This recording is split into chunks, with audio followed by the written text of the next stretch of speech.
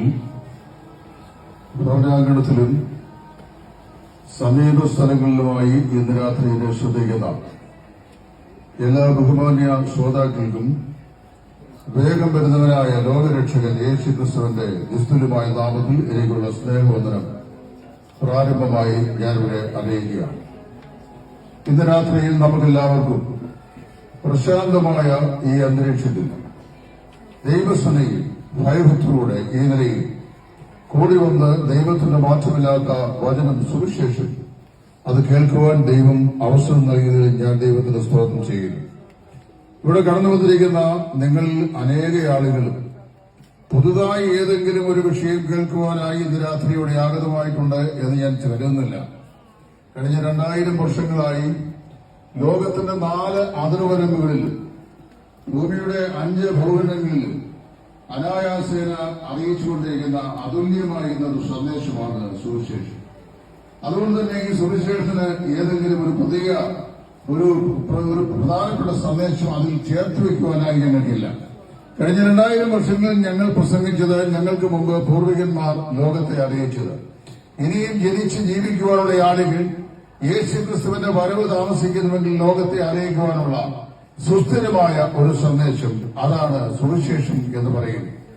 നിങ്ങൾക്കറിയാമല്ലോ, ഇവിടുത്തെ രാഷ്ട്രീയ പാർട്ടികളായ ആളുകൾ, മറ്റ് സാമൂഹിക പരിഷ്കർത്താക്കളായ ആളുകൾ, സാംസ്കാരിക ആചാര്യന്മാർ, വിദ്യാഭ്യാസ വിചക്ഷണന്മാർ, അവരൊക്കെ ഏതെങ്കിലും ഒരു പ്രത്യേക വിഷയത്തെക്കുറിച്ച് സംസാരിച്ചിട്ട് അതേ വിഷയം ആവർത്തിച്ച് അടുത്ത ആഴ്ചയിലും സംസാരിക്കുകയാണെങ്കിൽ നമ്മൾ പറയുന്നത് ഞാൻ എത്ര പ്രാവശ്യം ഈ പ്രസംഗം കേട്ടതാണ്, ഞങ്ങൾക്ക് ആവർത്തന വിരസത തോന്നുന്നു എന്ന് പറയും. എന്നാൽ ഈ സുവിശേഷത്തിന്റെ പ്രത്യേകതയുണ്ട്. കഴിഞ്ഞ 2000 വർഷങ്ങളായി സുവിശേഷത്തിന്റെ സന്ദേശം പ്രസംഗിച്ചിട്ടും കേൾക്കുന്ന ആർക്കും ഇതൊരാവർത്തന വിരസത തോന്നിപ്പിക്കുകയോ അങ്ങനെ പ്രയാസം ഉണ്ടാവുകയോ ചെയ്തിട്ടില്ല. എന്ന് പറഞ്ഞു കഴിഞ്ഞാൽ സുവിശേഷത്തിന്റെ സന്ദേശം എന്നും നവ്യമായിരുന്ന അതിന്റെ പ്രാധാന്യത്തിലൂടെ തന്നെ പരിശുദ്ധാത്മാവ് ലോകത്തോട് സംസാരിച്ചുകൊണ്ടിരിക്കുകയാണ്. അതുകൊണ്ടാണ് നിങ്ങളെ പിടിച്ചു വരുത്തി ഈ സുവിശേഷത്തിന്റെ സന്ദേശം ഒരു പ്രാവശ്യം കൂടെ അറിയിക്കുവാൻ നിർബന്ധിതരായത്. നിങ്ങളുടെ പക്ഷേ ചിന്തിക്കും, ഇത് ഞങ്ങൾ കേട്ടതാണല്ലോ, പലവരും ഞങ്ങൾ കേൾക്കുകയും ഞങ്ങളെ കേൾപ്പിക്കുകയും ചെയ്താണല്ലോ, ഇനി എന്തുകൊണ്ട് ഇത് വീണ്ടും ആവർത്തിച്ച് പറയും? നിങ്ങളെ ഒരു പ്രാവശ്യമല്ല, അപ്പോസ്തലനായ പൗലോസ് എന്ന് പറയുന്ന പ്രശസ്തനായിരുന്ന മനുഷ്യൻ അദ്ദേഹം പറയുകയാണ്, കർത്താവായ യേശുക്രിസ്തു നിങ്ങളിൽ ഉരുവാകുവോളും ഞാൻ പിന്നെയും പ്രസവവേദനപ്പെടുന്നവരായ എന്റെ കുഞ്ഞുങ്ങളെ ഇതിനകത്തോട് പറയുകയാണ്. അതായത് ഞങ്ങൾ ഈ സുവിശേഷം അറിയിക്കുന്നതിന്റെ ആത്യന്തികമായ ലക്ഷ്യം കർത്താവായ യേശു രക്ഷിതാവായി നിങ്ങളുടെ ഹൃദയങ്ങളിൽ ജനിക്കണം എന്നുള്ളതാണ്. അതാണ് ഞങ്ങളുടെ ആത്യന്തികമായ ലക്ഷ്യം. അതുകൊണ്ടാണ് ഞങ്ങൾ ഈ സുവിശേഷം ഈ നിലയിൽ പ്രസംഗിക്കുന്നത്. നിങ്ങൾക്കറിയാമല്ലോ, സുവിശേഷത്തിന്റെ സന്ദേശം എന്ന് പറയുന്നത് കേവലം ഒരു തത്വചിന്തയല്ല, ഏതെങ്കിലും ഒരു മതചിന്തയല്ല, മറ്റേതെങ്കിലും മനഃശാസ്ത്രപരമായ ആശയങ്ങളല്ല. സുവിശേഷം ഒരു വ്യക്തിയെ കേന്ദ്രീകൃതമായിട്ടുള്ളതാണ്. ഒരു വ്യക്തി, ചരിത്രത്തിൽ അവതരിച്ച ഒരു വ്യക്തി, കർത്താവായ യേശു ക്രിസ്തു. ഞാൻ കഴിഞ്ഞ ദിവസം സോഷ്യൽ മീഡിയ പ്ലാറ്റ്ഫോമിൽ സയൻസ് കോർണർ എന്ന് പറയുന്ന ഒരു പ്ലാറ്റ്ഫോം ഉണ്ട്. ആ പ്ലാറ്റ്ഫോമില് നിരന്തരമായി ശാസ്ത്രീയ സംബന്ധമായ വിഷയങ്ങൾ അതിനകത്ത് എഴുതിയിടുന്ന 1-2 ആളുകളുണ്ട്. അവരെഴുതിയിട്ടിരിക്കുന്ന 1-2 കാര്യങ്ങൾ വായിച്ചപ്പോൾ അതെന്നെ വാസ്തവത്തിൽ അത്ഭുതവാനാക്കി. എന്താണെന്നറിയാമോ? ഒരു ശാസ്ത്രജ്ഞൻ പറഞ്ഞിരിക്കുകയാണ്, നാം ജീവിക്കുന്ന ഈ ഭൂമി എന്ന് പറയുന്നത് ഈ സൗരയൂഥത്തിലെ 300 ട്രില്യൺ ഗോളങ്ങളിൽ ഒന്നാണ്. അതായത് 300 ട്രില്യൺ ഗോളങ്ങളിൽ ഒന്നാണ് അതിസൂക്ഷ്മമായിരുന്ന ഈ ചെറിയ ഭൂമി. എന്ന് മാത്രമല്ല, ഈ സൗരയൂഥത്തിലെ 300 ട്രില്യൺ ഗോളങ്ങളിൽ മനുഷ്യനെ ജീവിക്കുവാൻ പര്യാപ്തമായ കാലാവസ്ഥയും അന്തരീക്ഷവും വെള്ളവും വാതകവും ലഭ്യമായ ഏക ഭൂഗോളമാണ് നാം അധിവസിക്കുന്ന ഈ ഭൂമി. ഈ ഭൂമിയിൽ വസിക്കുന്ന മനുഷ്യനെ തേടിയാണ് സ്വർഗത്തിലെ ദൈവം 2000 വർഷങ്ങൾക്ക് മുമ്പ് ഈ ഭൂമിയിലേക്ക് വന്നത്. 2000 വർഷങ്ങൾക്ക് മുമ്പ് ഭൂമിയിൽ വന്ന ഈ കർത്താവായ യേശു, അതായത് സാക്ഷാൽ സുവിശേഷത്തിന്റെ സന്ദേശമായ യേശു ക്രിസ്തു, ആ യേശു ക്രിസ്തു ഈ ലോകത്തിൽ വന്നപ്പോൾ വളരെ പരിമിതമായ ഒരു കാലഘട്ടത്തിലാണ് യേശു ലോകത്ത് ജീവിച്ചത്. നമുക്കെല്ലാവർക്കും അറിയാം, അദ്ദേഹം 300 വർഷമൊന്നും ഇവിടെ ജീവിച്ചിട്ടില്ല, 80 വർഷവും ജീവിച്ചില്ല. 33 വയസ്സ് വരെ മാത്രമേ യേശു ക്രിസ്തു ഈ ഭൂമിയിൽ ജീവിച്ചിരുന്നുള്ളൂ. ആ 33 വയസ്സിൽ അതിന്റെ 3.5 വർഷക്കാലം മാത്രമാണ് യേശുക്രിസ്തുവിന്റെ പരസ്യ ശുശ്രൂഷ കാലഘട്ടമായി വിശുദ്ധ വേദപുസ്തകത്തിൽ സുവിശേഷന്മാർ രേഖപ്പെടുത്തിയിട്ടുള്ളത്. ആ 3.5 വർഷക്കാലത്ത് തന്റെ പരസ്യ ശുശ്രൂഷ കാലഘട്ടം കൊണ്ട് 300 പുരുഷ ജന്മങ്ങൾ ഒരാൾക്ക് ചെയ്യാൻ കഴിയാത്ത കാര്യങ്ങൾ കർത്താവായ യേശുക്രിസ്തു ചെയ്തു. അങ്ങനെയാണ് ക്രിസ്തു ലോകത്തിലെ ഏറ്റവും പ്രശസ്തനായ ഒരു നായകനായി മാറിയത്. നിങ്ങൾ അറിയുന്ന പോലെ യേശുക്രിസ്തു ഏതെങ്കിലും ഒരു യൂണിവേഴ്സിറ്റി കോളേജിൽ ചേർന്ന് പഠിച്ചിട്ടില്ല. അങ്ങനെ പഠിച്ചതായി വേദപുസ്തകത്തിൽ എവിടെയും രേഖപ്പെടുത്തിയിട്ടില്ല. നമ്മുടെ ഈ നാട്ടിൽ എത്രയോ യൂണിവേഴ്സിറ്റി കോളേജുകളുണ്ട്. ഇന്ന് RSSന്റെ ഒരു മുഖപത്രമായ മാസികയിൽ ഞാനത് പറയാൻ നിർബന്ധനായ ഈ സോഷ്യൽ മീഡിയ ഞാൻ വായിച്ചുകൊണ്ടാണ് പറഞ്ഞത്. അവര് ഇന്ത്യയിലെ ക്രൈസ്തവരുടെ വിശേഷ റോമൻ കത്തോലിക്ക സഭയുടെ ആസ്തി സംബന്ധിച്ചുള്ള വിശദ വിവരങ്ങൾ അത് പ്രസിദ്ധപ്പെടുത്തിയിട്ടുണ്ട്. അത് പ്രസിദ്ധപ്പെടുത്തിയപ്പോൾ ഏതാണ്ട് 3226 കോളേജുകളാണ് കത്തോലിക്ക സമുദായത്തിന് ഇന്ത്യ മഹാരാജ്യത്തിൽ അങ്ങോളം ഇങ്ങോളം ഉള്ളത്. അതുപോലെ നിരവധി ആതുരാലയങ്ങള്, ആശുപത്രികള്, അനാഥശാലകള്, ആയിരക്കണക്കിന് വിദ്യാഭ്യാസ സ്ഥാപനങ്ങളെല്ലാം ഉണ്ട്. നമ്മെക്കാളും വ്യക്തമായി അവരിതിന്റെ എല്ലാം എണ്ണമെടുത്ത് ഇപ്പൊ അത് പബ്ലിഷ് ചെയ്തിരിക്കുക. ലക്ഷ്യം എന്താണെന്ന് നമുക്കറിയാൻ തൽക്കാലം കഴിയുന്നില്ല. ഞാൻ പറഞ്ഞത്, ഈ നസറേയനായ യേശു ഒരു യൂണിവേഴ്സിറ്റി കോളേജിലും പഠിച്ചിട്ടില്ല. നമ്മൾ പഠിക്കുന്ന പല ആളുകളും ചില യുവതീവാക്കന്മാർ കോളേജിലൊക്കെ പഠിച്ചവർ കാണുമായിരിക്കാം. എന്നാൽ എല്ലാവരും കോളേജിൽ നിന്നും പോയി പഠിച്ച ആളുകളെ അല്ല. യേശുക്രിസ്തു ഒരു യൂണിവേഴ്സിറ്റി കോളേജിലും പഠിച്ചിട്ടില്ല. പക്ഷേ യേശുക്രിസ്തുവിനെ സംബന്ധിച്ച് നമ്മൾ ശരിയായി അപഗ്രഥനം ചെയ്താൽ പ്രപഞ്ച സൃഷ്ടി മുതൽ ഇന്ന് വരെ ഉണ്ടായിട്ടുള്ള അതിപുരാതനവും നവീനവുമായ എല്ലാ സർവകലാശാലയിലും പഠിച്ചിറങ്ങിയ കോടിക്കണക്കിന് വിദ്യാർത്ഥിനികളെക്കാൾ അധികം ജ്ഞാനമുണ്ടായിരുന്ന വ്യക്തിയാണ് കർത്താവായ യേശു. പക്ഷേ അവന്റെ യൂണിവേഴ്സിറ്റി കോളേജിലും പഠിച്ചിട്ടില്ല. 2, അവനൊരു മെഡിക്കൽ കോളേജിലും പഠിച്ചിട്ടില്ല. താൻ ഒരിക്കലും മെഡിസിനെ സംബന്ധിച്ച് പഠിക്കുകയോ അതിന്റെ അടിസ്ഥാനപരമായ തത്വശാസ്ത്രങ്ങളെ കുറിച്ച് പ്രബന്ധം എഴുതുകയോ എവിടെയെങ്കിലും പോയി അദ്ദേഹം ഏതെങ്കിലും ആശുപത്രികളിൽ കുറെ കാലം ഹൗസ് സർജൻസി ചെയ്യുകയൊന്നും ചെയ്തിട്ടില്ല.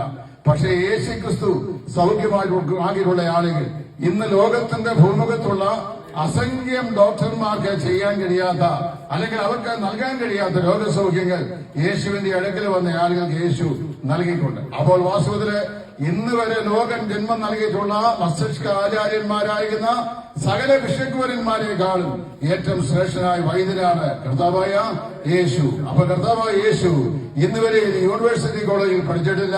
പക്ഷേ എല്ലാ സർവകലാശാല വിദ്യാർത്ഥികളെക്കാളും ജ്ഞാനസമ്പന്നനാണ്. അവൻ അതിനേക്കാളൊക്കെ വിദ്യയുള്ളവനാണ്. അവന് ഒരു വൈദ്യശാസ്ത്രവും പഠിച്ചിട്ടില്ല. പക്ഷെ അവൻ എല്ലാ വൈദ്യന്മാരെക്കാളും ശ്രേഷ്ഠനായ വൈദ്യനാണ്. നമുക്കറിയാമല്ലോ, 4 സുവിശേഷങ്ങൾ വായിക്കുമ്പോൾ ആ 4 സുവിശേഷങ്ങളിൽ യേശുവിന്റെ അടുക്കൽ വന്ന രോഗികൾ നിരവധി ആളുകളാണ്. യോഹന്നാൻ ഒരു ഹൈപ്പർബോളിക് എക്സ്പ്രഷൻ പറഞ്ഞിട്ടുണ്ട്. കർത്താവായ യേശു ഭൂമിയിൽ വെച്ച് ചെയ്ത അടയാളങ്ങളെയും അത്ഭുതങ്ങളെയും വീര്യപ്രവൃത്തികളെയും അല്പം കൂടെ വിശദമായി എഴുതുവാൻ ഈ സമുദ്രത്തിലെ മുഴുവൻ വെള്ളത്തെയും മഷിയായും സകല വൃക്ഷങ്ങളുടെ കൊമ്പുകളെയും തൂവലായും ഉപയോഗിച്ചു എഴുതിയാലും അത് എഴുതിത്തീർക്കുവാൻ കഴിയില്ല. അതിനെ ഹൈപ്പർബോളിക് എക്സ്പ്രഷൻ എന്ന് പറയുന്നത് പറഞ്ഞാൽ അതിശയോക്തി പരമായിരിക്കുന്ന ഒരു പ്രയോഗം. ചൊല്ലുള്ളതിൽ കവിഞ്ഞതെല്ലാം അതിശയോക്തി എന്ന ഭാഷയിൽ അതിന്റെ വ്യാകരണത്തിൽ പഠിക്കുന്നു. എന്നാൽ യേശുക്രിസ്തു അസംഖ്യം ആളുകളെയാണ് സൗഖ്യമാക്കിയിട്ടുള്ളത്. അപ്പൊ തന്റെ അടുക്കൽ വരണ്ട കൈയുള്ള മനുഷ്യൻ വന്നു. യേശു അവന് പറഞ്ഞു, തന്റെ കൈ കൊണ്ട് നീട്ടുക. തൽക്ഷണം അവൻ സൗഖ്യം പ്രാപിച്ചു. യേശുവിന്റെ അടുക്കൽ 12 സംവത്സരകാലമായി രക്തസ്രാവ രോഗിയായ ഒരു സ്ത്രീയെ അവന്റെ വസ്ത്രത്തിന്റെ തൊങ്ങലെങ്കിലും തൊട്ടാൽ സൗഖ്യം ലഭിക്കുമെന്ന് പ്രതീക്ഷിച്ചുകൊണ്ട് പുരുഷാരം അവനെ തെക്കിത്തിരക്കുകയും അവന്റെ വസ്ത്രത്തിന്റെ തൊങ്ങൽ വിശ്വാസം തൊട്ടു. യേശുവിൽ നിന്ന് ശക്തി പ്രവഹിച്ചു. ആ സ്ത്രീ തൽക്ഷണം സൗഖ്യമായി. അങ്ങനെ എത്രയെത്ര ആളുകൾ മരിച്ചവരെ യേശു ഉയർപ്പിച്ചു. കാഴ്ചയില്ലാത്ത കുരുടന്മാർക്ക് യേശു കാഴ്ച നൽകി. മുടന്തന്മാരെ യേശു നടക്കുമാറാക്കി. കുരുടന്മാരെ യേശു കണ്ണ് അവർക്ക് കാഴ്ച നൽകി. ഊമരെ സംസാരിക്കുമാറാക്കി. അതുകൊണ്ടാണ് സകല ബിഷപ്പുരന്മാരെക്കാളും ശ്രേഷ്ഠനാണ് ഞങ്ങൾ പ്രസംഗിക്കുന്ന യേശു എന്ന് പറയുന്നത്. ഇനി മറ്റൊരു കാര്യം, യേശുക്രിസ്തു ഒരു സർവകലാശാലയിൽ പഠിച്ചിട്ടില്ല, വൈദ്യശാസ്ത്രം പഠിച്ചിട്ടില്ല. യേശു ഒരു തത്വജ്ഞാനിയോ തത്വശാസ്ത്രജ്ഞനൊന്നും ആയിരുന്നില്ല. നമുക്കറിയാം, പ്രാചീന ഗ്രീസിലെ ഏതൻസിന്റെ തെരുവിൽ ജനിച്ച് ജീവിച്ച മസ്തിഷ്ക മതന്മാരായ തത്വശാസ്ത്രികളുടെ തത്വശാസ്ത്ര ചരിത്രത്തിന്റെ ഏടുകളിൽ നമുക്ക് പഠിക്കുവാൻ സാധിക്കുന്നുണ്ട്. മഹാനായ സോക്രട്ടീസ്, അരിസ്റ്റോട്ടില്, പ്ലിനി, പ്ലേറ്റോ തുടങ്ങി വമ്പന്മാരായ ആളുകൾ, അതുപോലെ കഴിഞ്ഞ ഗതകാല ചരിത്രത്തിൽ ജീവിച്ചിരുന്ന ഡയോജനീസിനെ പോലെയുള്ള പ്രശസ്തന്മാരായ ആളുകൾ, നമ്മുടെ ഈ ഭാരതത്തിലെ അതിപുരാതന കാലഘട്ടങ്ങളിൽ ജീവിച്ചിരുന്ന ഏറ്റവും വലിയ തത്വശാസ്ത്രജ്ഞരായിരുന്ന ബാദരായണൻ, എത്രയെത്ര ആളുകളുടെ തത്വശാസ്ത്ര ചിന്തകൾ ഈ ലോകത്തിന് ഈ മഹാന്മാർ സംഭാവന ചെയ്തിട്ടുണ്ട്. എന്നാൽ യേശു ക്രിസ്തു ഒരു തത്വശാസ്ത്ര കോഴ്സ് സ്കൂളിലും പഠിച്ചിട്ടുള്ളയാളല്ല. എന്നാൽ നാം വായിക്കുന്നത് എങ്ങനെയാണ്? അവൻ സംസാരിച്ച ജ്ഞാനത്തോട് കയറി നിൽക്കുവാൻ ആർക്കും ഒരു നാളും കഴിഞ്ഞില്ല. കാരണം അവൻ സകല തത്വശാസ്ത്രികളുടെയും ശ്രേഷ്ഠനായ തത്വശാസ്ത്രജ്ഞനാണ്. ഞാനിത് പറയുന്നതിന്റെ കാരണം എന്ന് ചോദിച്ചു കഴിഞ്ഞാൽ, കേവലം 33 വർഷക്കാലം ജീവിച്ചിട്ട് അതിൽ 3.5 വർഷക്കാലം മാത്രമുള്ള ജീവിത കാലഘട്ടം കൊണ്ട് ലോകത്തിൽ കോടാനുകോടി ആളുകളെ അവനെ അനുധാവനം ചെയ്യുവാൻ അനുഗാമികളായ ആളുകളെ സൃഷ്ടിച്ചെടുത്ത ഒരു പുരുഷ വിശേഷമാണ് നസറേയനായ യേശു. അതുകൊണ്ടാണ് യേശു ക്രിസ്തുവിന്റെ വ്യക്തിത്വത്തെ കുറിച്ച് ഞങ്ങൾ വാചാലരാകുന്നത്. തന്നെ കുറിച്ച് പഠിക്കുമ്പോൾ നമുക്കറിയാം, ഇവിടുത്തെ പോലീസ് ഡിപ്പാർട്ട്മെന്റില് ഒരു ഉണ്ട്. ഇപ്പോൾ അധികം പെർഷനായെന്ന് എനിക്കറിയാൻ വയ്യ, ടോമിൻ തച്ചങ്കരി. ക്രൈസ്തവ ലോകത്ത് നമ്മൾ പാടി കേൾക്കുന്ന പല അനുഗ്രഹിക്കപ്പെട്ട ഗാനങ്ങളും അദ്ദേഹത്തിന്റെ തൂലികയിൽ നിന്ന് ജന്മം കൊണ്ടതാണ്. ആ ടോമിൻ തച്ചങ്കരി എഴുതിയ മനോഹരമായ ഒരു പാട്ടുണ്ട്. അത് എങ്ങനെ എഴുതിക്കുന്നത്? സ്വന്തമായി ഒന്നുമില്ല, സർവവും നിന്റെ ദാനം. സ്വന്തമായി ഒന്നുമില്ല. അദ്ദേഹത്തിന്റെ കാര്യമല്ല പറയുന്നത്, അദ്ദേഹം തോട്ടങ്ങളും വസ്തുക്കളും ഒക്കെ ഉണ്ട്. എന്നാൽ അദ്ദേഹം പറയാണ്, ഇതൊക്കെ ഉണ്ടെങ്കിൽ സ്വന്തമായി ഒന്നുമില്ല, സർവവും നിന്റെ ദാനം എന്ന് ആ പാട്ടിനകത്ത് അദ്ദേഹം പാടിയിട്ടുണ്ട്.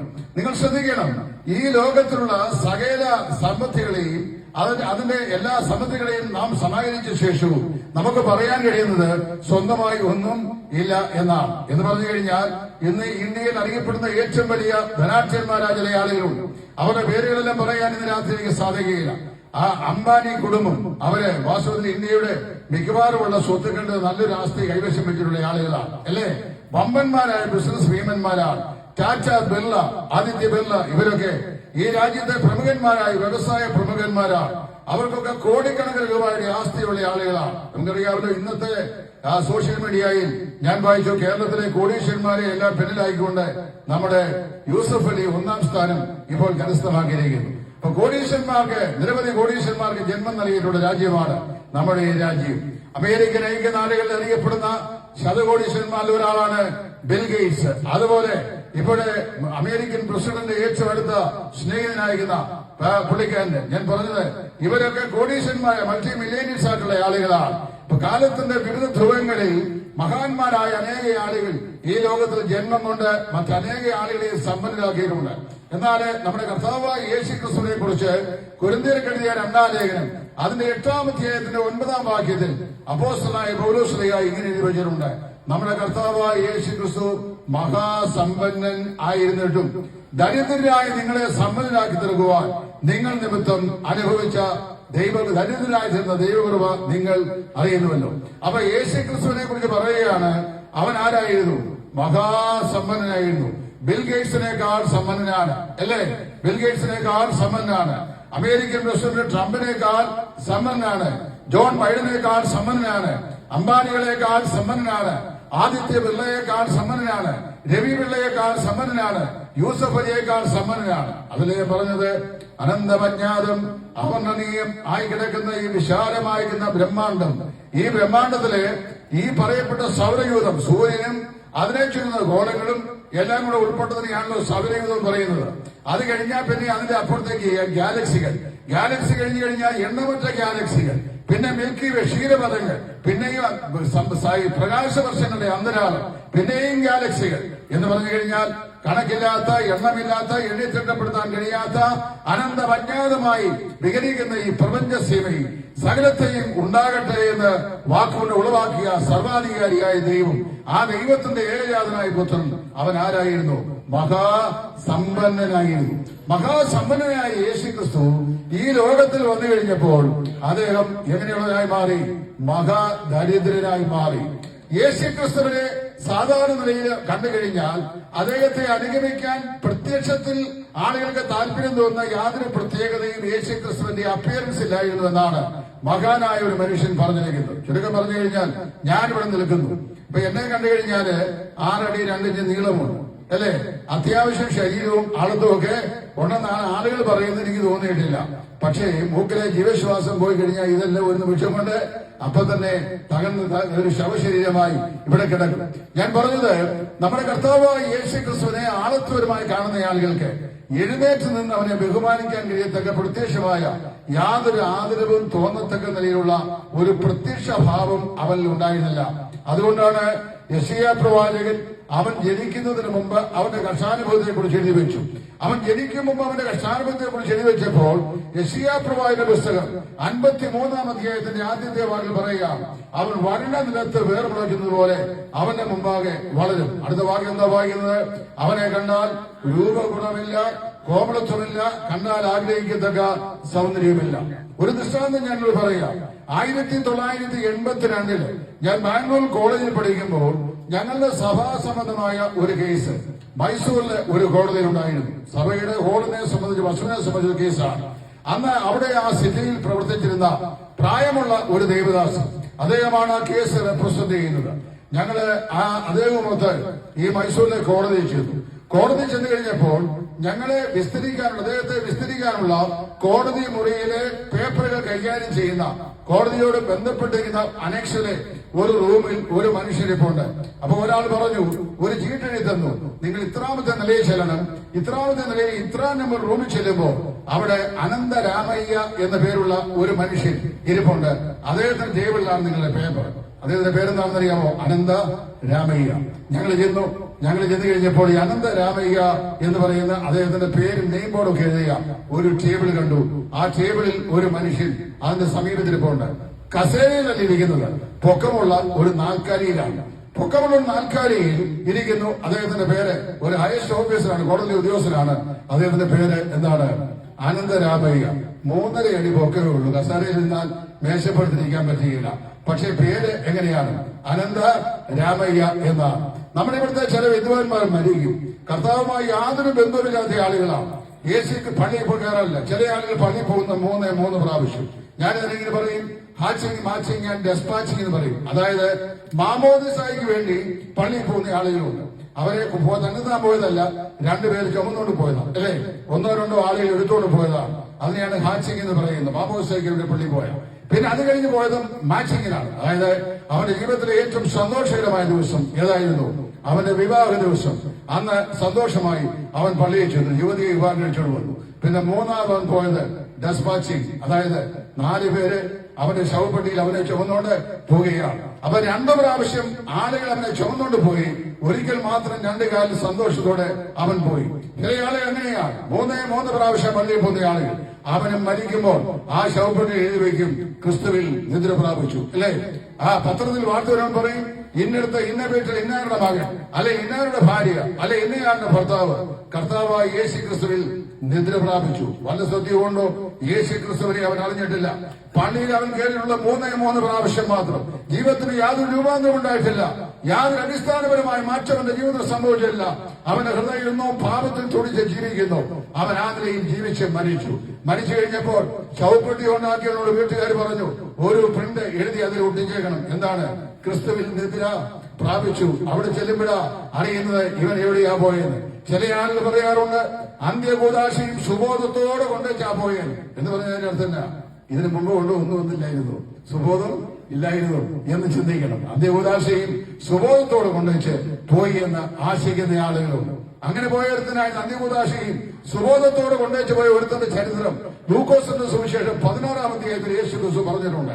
അവനെ കൂദാശയും സ്വീകരിച്ചിട്ട് പിന്നീട് വായിക്കുന്നത് അവൻ പാതാളത്തിൽ യാതന അനുഭവിക്കുമ്പോൾ അവൻ കണ്ട് തലയുയർത്തി മേലോട്ട് നോക്കി അബ്രഹാമിന്റെ മടിയിൽ ലാസറിക്കുന്നത് കണ്ടു. അബ്രഹാം പിതാവേ, ഞാൻ ഈ ജ്വാലയിൽ കിടന്ന് യാതനപ്പെടുന്നു, അതുകൊണ്ട് എനിക്ക് എന്റെ തൊണ്ട വരളുന്നു. ഒരു തുള്ളി വെള്ളം അവന്റെ വിരലിന്റെ അഗ്രം വെള്ളത്തിൽ മുക്കി എന്നെ നാവിനെ തണുപ്പിക്കുവാൻ അവനെ ഇങ്ങോട്ട് പറഞ്ഞയക്കണമേ എന്ന് അപേക്ഷിക്കുന്ന അപേക്ഷ അവിടെ നാം വായിക്കുന്നുണ്ട്. ഞാൻ മുമ്പോട്ട് പോകട്ടെ, വിവരിക്കാനാണ് സമയമില്ല. മനുഷ്യ ജീവിതത്തില് കർത്താവായ യേശു ക്രിസ്തുവിനെ കണ്ടാൽ ഈ അനന്തരാമയ്യയുടെ കാര്യം പറഞ്ഞ പോലെ നീളക്കുറവാന്നല്ല ഞാൻ പറഞ്ഞത്. പ്രത്യക്ഷത്തിൽ എഴുന്നേറ്റ് ആദരിക്കാൻ കഴിയുന്ന പ്രത്യേകമായ ആദരവിന് തോന്നത്തക്ക നിലയിലുള്ള യാതൊരു അപ്പിയറൻസും യേശു ക്രിസ്തുവിൽ ഉണ്ടായിരുന്നില്ല. അതുകൊണ്ടാണല്ലോ ശിഷ്യന്മാരെ കൊടുത്ത് യേശു ആരാണെന്ന് കണ്ടെത്താൻ ഈ റോമൻ പടയാളികൾക്കും സാധ്യതയില്ല. ഞാൻ ഏവനെ ചുംബിക്കുവോ അവനെ നിങ്ങൾ പിടിച്ചു വേണം എന്നാണ് അവർ തമ്മിൽ ധാരണയിലായി. അപ്പൊ യേശു ക്രിസ്തുവിന്റെ പ്രത്യക്ഷത്തിൽ ആ നിലയിലുള്ള യാതൊരു വിധമായ ആകർഷകത്വം ഉണ്ടായിരുന്നില്ല. അതുകൊണ്ടാണ് അവനെ കണ്ടാൽ രൂപഗുണമില്ല, കോമളത്വമില്ല, കണ്ടാൽ ആഗ്രഹിക്കത്തക്ക സൗന്ദര്യമില്ല എന്നെഴുതിക്കുന്നത്. അപ്പൊ ഞാൻ പറഞ്ഞത്, ഇങ്ങനെ മഹാസമ്പന്നനായ ദൈവം മനുഷ്യവർഗത്തെ സ്നേഹിച്ചുകൊണ്ട് ഈ താണഭൂമിയിലേക്ക് ഒരു മനുഷ്യക്രമയായി ഈ ഭൂമിയിലേക്ക് ഇറങ്ങി വന്നപ്പോൾ പാട്ടുകാരൻ ഇങ്ങനെ എഴുതുകയാണ്: നിരുപമ പ്രഭയണിഞ്ഞിരുന്നവൻ പഴന്തുണി ധരിച്ചതും ചെറിയ സംഗതിയോ ദൈവ കരുണയും ധന മാഹാത്മ്യം. ഈ കാണപ്പെടുന്ന ദൃശ്യവും അദൃശ്യമായ എന്ന വിശ്വപ്രപഞ്ചത്തെ, വിശാല പ്രപഞ്ചത്തെ ഉണ്ടാകത്തെ ഉച്ചാരണം കൊണ്ട് ഉളവാക്കിയ സാക്ഷാൽ ദൈവം തമ്പുരാൻ മനുഷ്യനായി മനുഷ്യന്റെ പാപത്തിന്റെ പരിഹാരത്തിന് വേണ്ടി ഈ പ്രപഞ്ചത്തിലെ ഏറ്റവും ചെറിയ ഗോളമായ ഈ ഭൂമിയിൽ അധിവസിക്കുന്ന മനുഷ്യനെ സ്നേഹിച്ചുകൊണ്ട് ഈ ലോകത്തിലേക്ക് വന്നു കഴിഞ്ഞപ്പോൾ ബൈബിൾ പറയുകയാണ്, മഹാസമ്പന്നനായിരുന്നിട്ടും അവനാരായി തീർന്നു. നമുക്ക് വേണ്ടി ദരിദ്രനായി തീർന്ന ദൈവത്തിന്റെ കൃപ നിങ്ങൾ അറിയുന്നുവല്ലോ. പ്രിയമുള്ളവരെ, നമ്മുടെ കർത്താവായ യേശു ക്രിസ്തു സകലത്തിലും സമ്പന്നായ ആളായിരുന്നു, മഹാസമ്പന്നായിരുന്നു. എന്നാൽ ദരിദ്രരായ നമ്മെ സമ്പന്നരാക്കുവാൻ, പാപത്താൽ മലീവസപ്പെട്ട നമ്മുടെ ജീവിതത്തെ ദൈവത്തിൽ പ്രയോജനമുള്ളതാക്കി തീർക്കുവാൻ, പാപത്തിന്റെ ദാരിദ്ര്യത്തിന്റെ പിടിയിൽ അകപ്പെട്ടു പോയ നമ്മെ ക്രിസ്തുവേശ്വരൻ സമ്പന്നരാക്കി തീർക്കുവാൻ, പാപത്താൽ നിത്യജീവൻ നഷ്ടപ്പെട്ടു പോയ നമ്മെ നിത്യതയെ ധരിപ്പിക്കുവാൻ നമുക്ക് വേണ്ടി സ്വന്തം മനസ്സാൽ ഈ ഭൂമിയിലേക്ക് ഇറങ്ങി വന്നവനാണ് കർത്താവായ യേശു. അപ്പോൾ ടോമിൻ ദർശകരെ പാടിയ ശരിയാണ്, സ്വന്തമായി ഒന്നും ഇല്ല. അവർ സ്വന്തമായി ജനിക്കുവാൻ ഒരു വീട് ഉണ്ടായിരുന്നില്ല. വിശുദ്ധ മത്തായിയുടെ സുവിശേഷം അതിന്റെ 1-ാം അധ്യായം നമ്മൾ വായിക്കുമ്പോൾ ഇങ്ങനെയാണ് നാം വായിക്കുന്നത്: റോമൻ സാമ്രാജ്യത്തിൽ വന്നു പാർക്കുന്ന എല്ലാ യഹൂദന്മാരും അവ ചാർത്തലിനായി ഒരു വിളംബരം ഔഗസ്ത്യോസ് കൈസറിന്റെ കാലത്ത് ഉണ്ടായപ്പോൾ നാം വായിക്കുന്നു, മറിയം യോസേഫ് ദമ്പതികൾ അവരെന്ത് ചെയ്തു? പേര് ചാർത്തപ്പെടുന്നതായി പോയി. വഴിയാത്രയിൽ വെച്ചാണ് മറിയയ്ക്ക് പ്രസവവേദന ഉണ്ടാകുന്നത്. പല ആളുകളും തെറ്റായി ധരിച്ചു വരിക്കുന്ന യേശു വഴിയമ്പലത്തിൽ, മറിയ യേശുവിനെ വഴിയമ്പലത്തിൽ പ്രസവിച്ചു എന്നാണ്. അങ്ങനെയല്ല, എന്റെ ബൈബിളിൽ അങ്ങനെയില്ല, നിങ്ങളുടെ ബൈബിളിലും അങ്ങനെയില്ല. ബൈബിളിൽ ഇരിക്കുന്നത് വഴിയമ്പലത്തിൽ സ്ഥലമില്ലായാൽ പിന്നെന്ത് ചെയ്തു? അവരെ പശുത്തൊഴുത്തിൽ കിടത്തി. അപ്പൊ പശുത്തൊഴുത്തിൽ പ്രസവിച്ചു എന്നാ ചില ആളുകൾ തെറ്റായി ചിന്തിക്കുന്നത്.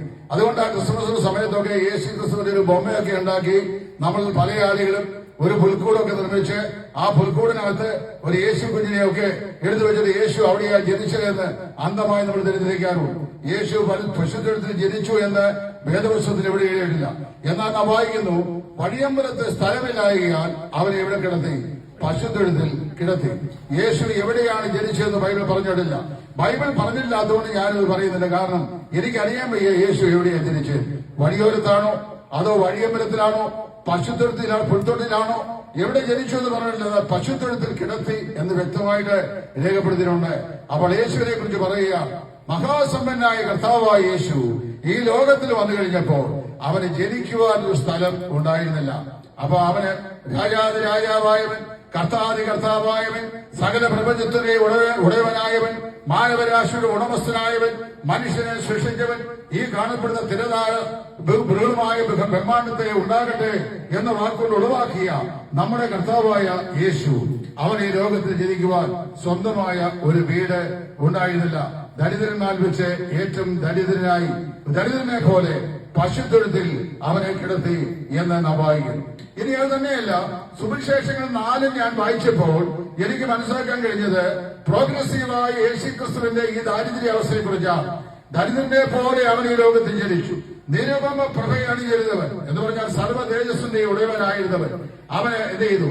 പഴന്തുണികൾ ധരിച്ചുകൊണ്ട്, കീർത്തിശീല ധരിച്ചുകൊണ്ട് ഇവിടെ പശുത്വത്തിൽ കിടക്കുന്ന ദയനീയമായ കാഴ്ചയാണ് നമുക്ക് കാണുവാനായിട്ട് സാധിക്കും. അത് എന്തിനു വേണ്ടിയാണെന്ന് ചോദിച്ചു കഴിഞ്ഞാൽ ദരിദ്രരായ എന്നെയും നിങ്ങളെയും സമ്പന്നരാക്കുവാൻ വേണ്ടിയായിരുന്നു. നമ്മുടെ ദാരിദ്ര്യത്തോട് അവൻ തന്നെത്താൻ താതാത്മ്യപ്പെടുത്തുകയായിരുന്നു.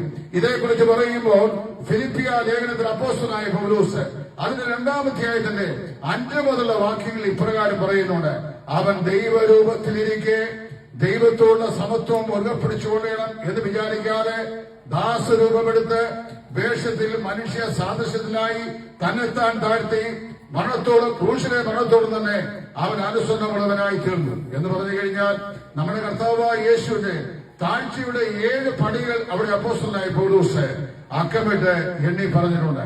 അപ്പോൾ അവന് സ്വന്തമായി ജനിക്കുവാൻ ഒരു വീട് ഉണ്ടായിരുന്നില്ല. പിന്നെ അവൻ പാർത്തത് എവിടെയൊക്കെയാണെന്ന് സുവിശേഷം പറഞ്ഞിട്ടുണ്ട്. കുഷ്ഠരോഗിയായ ശിമോന്റെ വീട്ടിൽ, ബെഥാനിയയിലെ ലാസറിന്റെയും മാർത്തയുടെയും മറിയയുടെയും വീട്ടിൽ.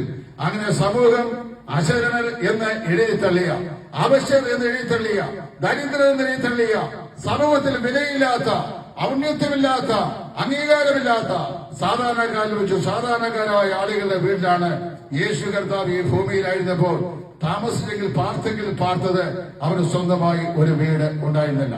2, സ്വന്തമായി സഞ്ചരിക്കാൻ നമ്മൾ പല ആളുകൾക്കും വാഹനമുണ്ട്. ഇവിടേക്കുന്ന ആളുകൾ പലർക്കും ഇപ്പം ഇതിന്റെ ഇന്നോവയുടെ വലിയ വണ്ടിയുണ്ട്, ഹോണ്ടയുടെ ക്രീറ്റയുണ്ട്, കിയയുടെ വണ്ടിയുണ്ട്, അല്ലേ? റിയയുടെ വിലയുണ്ട്. എന്റെ സഹോദരൻ സാജുവിന് ഒരു ബലേനയുടെ പഴയ വണ്ടിയുണ്ട്. എനിക്ക് ഒരു വണ്ടിയുണ്ട്, 5-6 വയസ്സ് പ്രായമുള്ളതാണ്. അപ്പൊ കണ്ടാൽ വലിയ വണ്ടിയാണെങ്കിലും വൃത്തിയായി കൊണ്ടു നടന്നുകൊണ്ട് ഇന്നലെ വാങ്ങിച്ചാണെന്ന് തോന്നുന്നു. അപ്പൊ അത് 5-6 വയസ്സ് പ്രായമുള്ളതാണ്. നമുക്കൊക്കെ വാഹനമുണ്ട്. 7 വർഷക്കാലം എനിക്ക് സഞ്ചരിക്കാൻ എൻഫീൽഡ് ബുള്ളറ്റ് ഉണ്ടായിരുന്നു. 28 വർഷക്കാലം ഞാൻ അതിൽ യാത്ര ചെയ്യുമായിരുന്നു. അപ്പൊ എന്നെ അതിലിരുന്ന് യാത്ര ചെയ്ത് കാണുമ്പോൾ ഇത്രയും ശരീരമൊക്കെ ഉള്ളതുകൊണ്ടായിരിക്കാം ചില ആളുകൾ പറയുമായിരുന്നു, താങ്കളെ കണ്ടാൽ ഒരു ഡിവൈഎസ്പിയുടെ പവർ ഉണ്ടെന്ന് എന്നോട് പറഞ്ഞിട്ടുള്ള ആളുകളുണ്ട്. എന്ന് മാത്രമല്ല, ഇനി അതുകൊണ്ടാണെന്നൊന്നും എനിക്കറിയാൻ വയ്യ, 28 വർഷക്കാലം എൻഫീൽഡ് ഓടിച്ച് ഞാൻ ഓടിപ്പോയ കാലത്ത് ഒരിക്കൽ പോലും പോലീസ് എന്നെ കൈ കാണിച്ച് നിർത്തിയിട്ടില്ല. എന്നാ പല ആളുകളെയും കൈ കാണിച്ച് നിർത്തുന്നത് ഞാൻ കണ്ടിട്ടുമുണ്ട്. എന്നെ കാണുമ്പോൾ ഈ കൈ കാണിക്കും പുകളം പറയും. ഇത് എൻഫീൽഡ് ആയിരിക്കാൻ ചിലപ്പോൾ ചിന്തിക്കുക. ഏതാണ് ഞാൻ പറഞ്ഞത്, എനിക്ക് വാഹനം ഉണ്ടായിരുന്നു. നമ്മൾ പല ആളുകൾക്ക് ഇന്ന് വാഹനമുണ്ട്.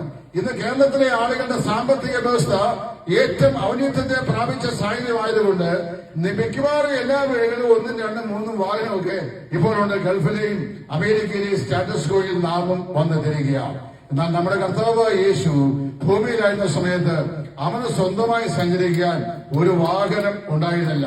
മർക്കോസിന്റെ സുവിശേഷം 5-ാം അധ്യായത്തിൽ ഇങ്ങനെ വായിക്കുന്നത്, അവൻ പതിവ് പോലെ കടൽക്കരയിൽ ചെന്നു കഴിഞ്ഞിട്ട് ശിമോനുള്ളതായ ഒരു പടകിൽ അവൻ കയറി. അല്പം മുമ്പോട്ട് പോയ ശേഷം ആ പടകിലിരുന്നുകൊണ്ട് തടിച്ചുകൂടിയ ജനതകളെ അവന് ഉപദേശിച്ച കാര്യം മർക്കോസ് സുവിശേഷം രേഖപ്പെടുത്തിയിട്ടുണ്ട്. അപ്പൊ അവന് സഞ്ചരിക്കാൻ സ്വന്തമായി വാഹനം ഉണ്ടായിരുന്നില്ല. അവന് ശീമോന്റെ പടക് വാടകയെടുത്ത് അതിലാണ് യേശു ക്രിസ്തു സഞ്ചരിച്ചത്.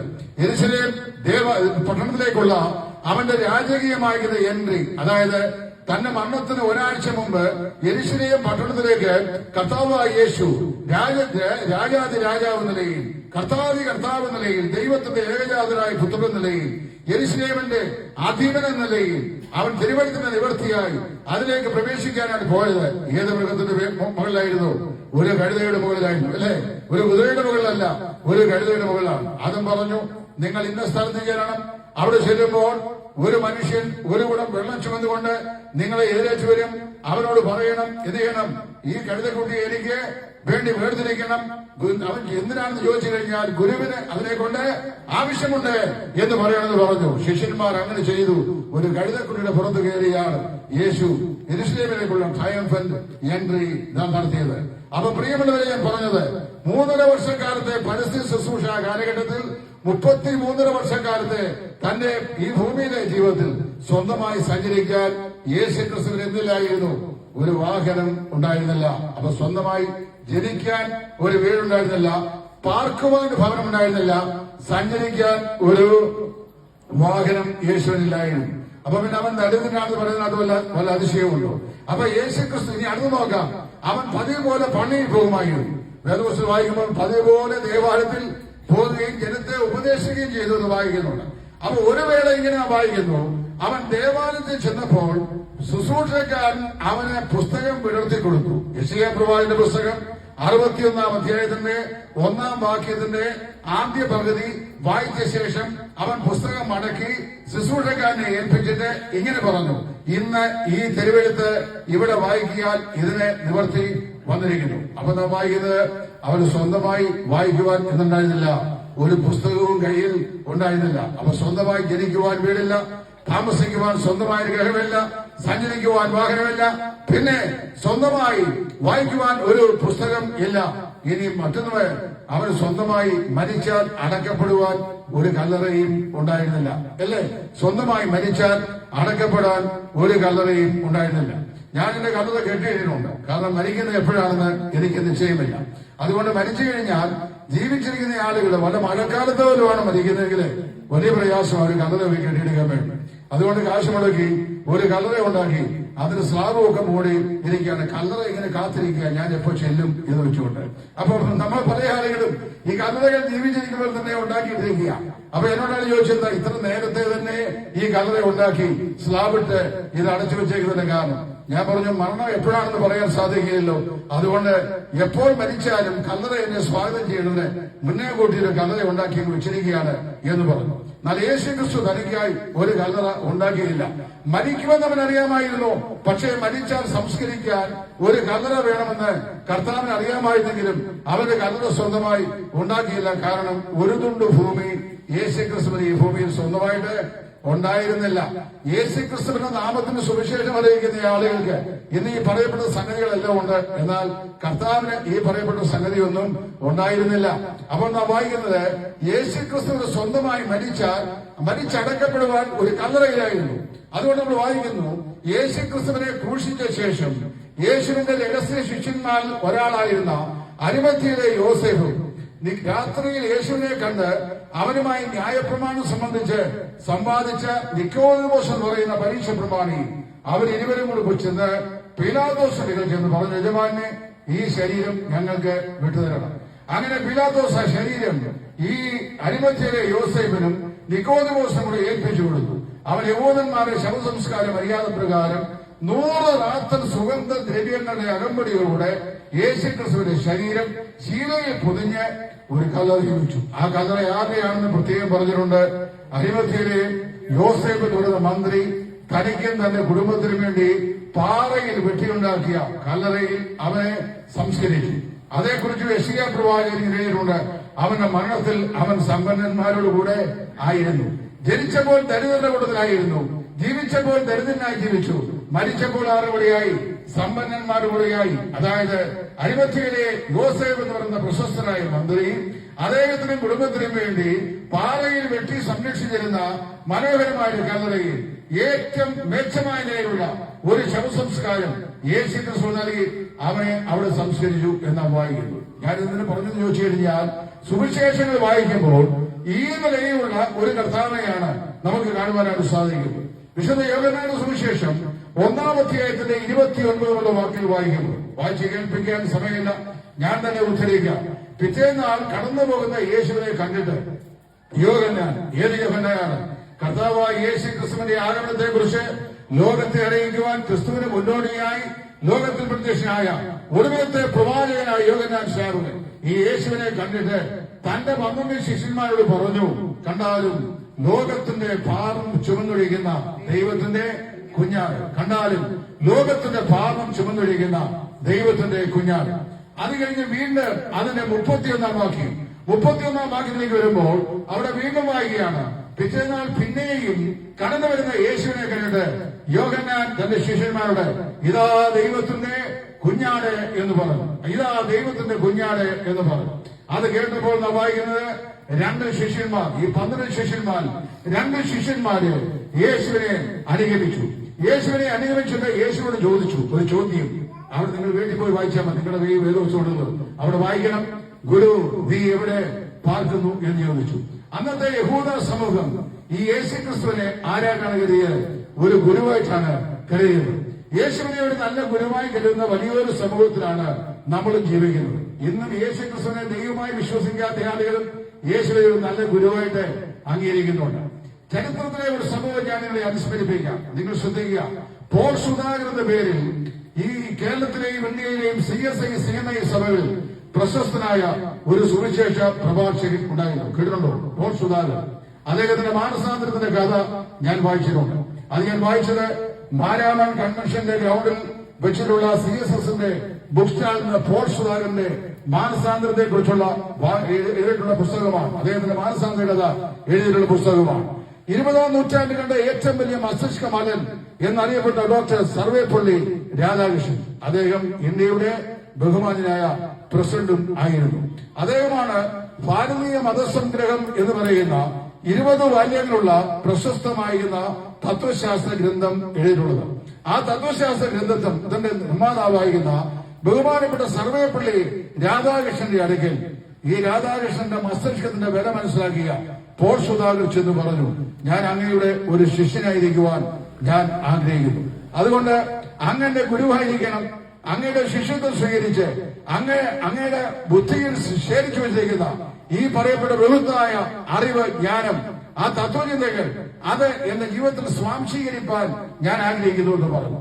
അപ്പോൾ സർവേപ്പള്ളി രാധാകൃഷ്ണൻ പോൾ സുധാകരനോട് ഒരു വാക്ക് പറഞ്ഞു, അങ്ങയുടെ ഗുരുവായിരിക്കുവാനുള്ള യോഗ്യത എനിക്ക് ഇല്ല.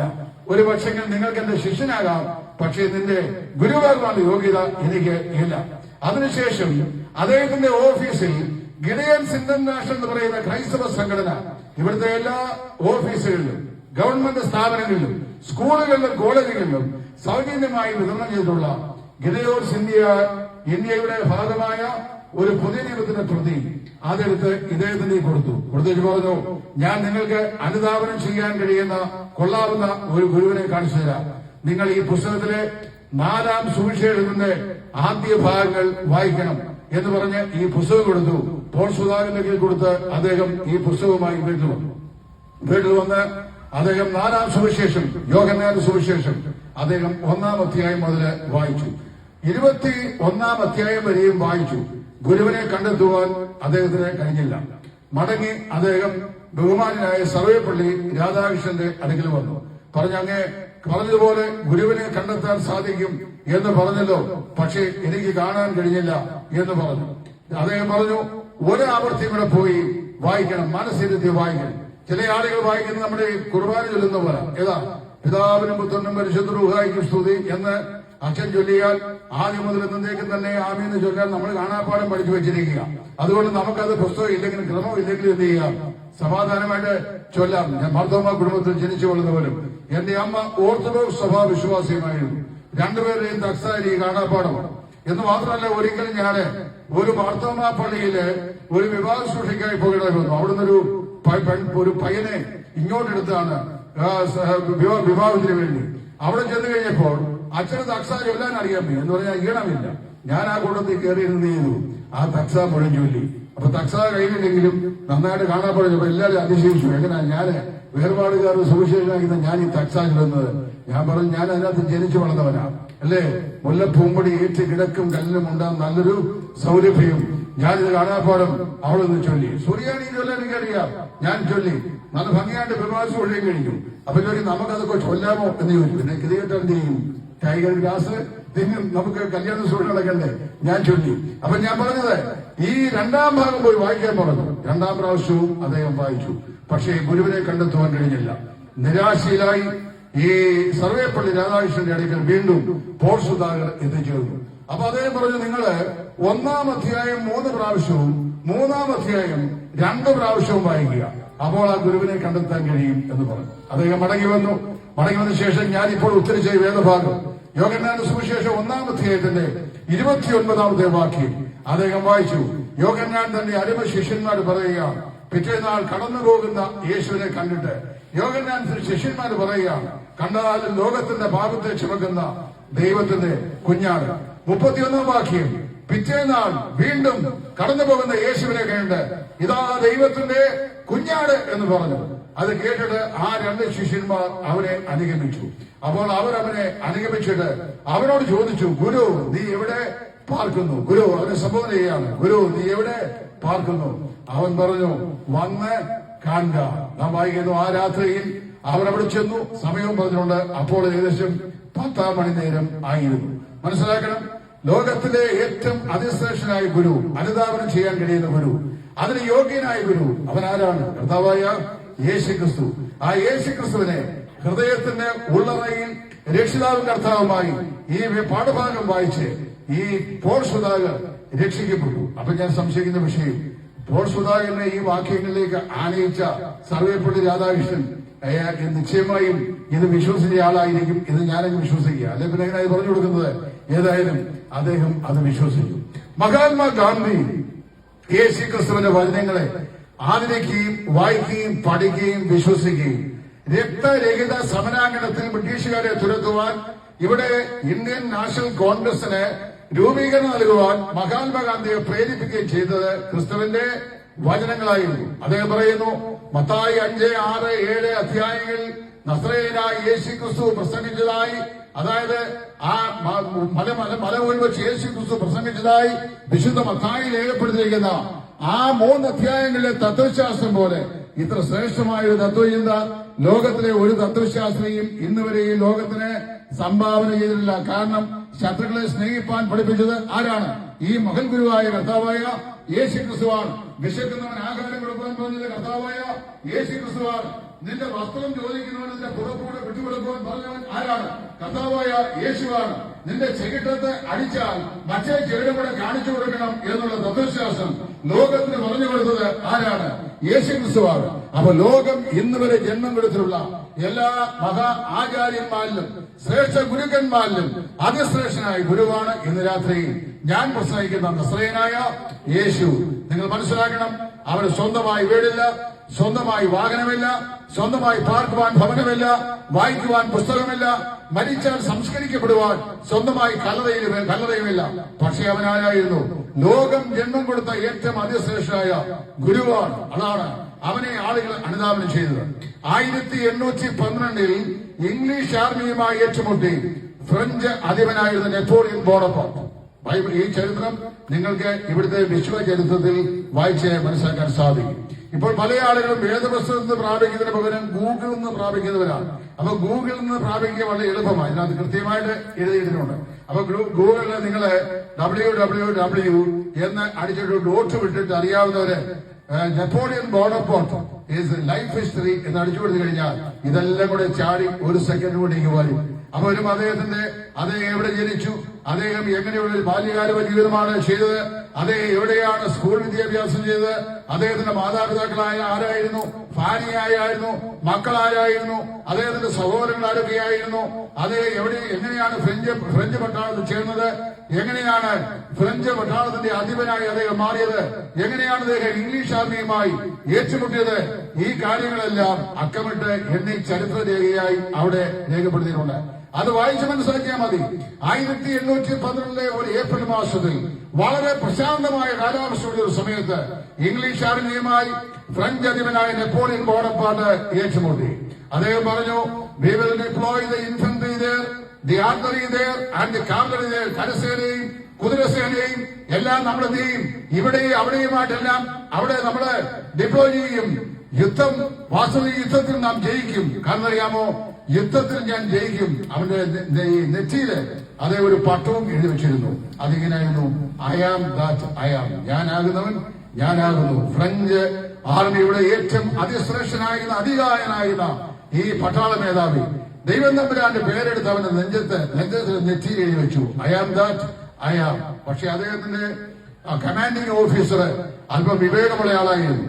അദ്ദേഹം പറഞ്ഞതെന്നറിയാമോ, നെപ്പോളിയൻ ബോണപ്പാർട്ട് പറഞ്ഞു, നാം ജയിക്കുമെന്ന് ഞാൻ ഉറപ്പുന്നതിന്റെ കാരണം ഗോഡ് ഈസ് വിത്ത് അസ്. ദൈവം നമ്മോടുകൂടെ ആണ്, അതുകൊണ്ട് നമ്മൾ ജയിക്കും.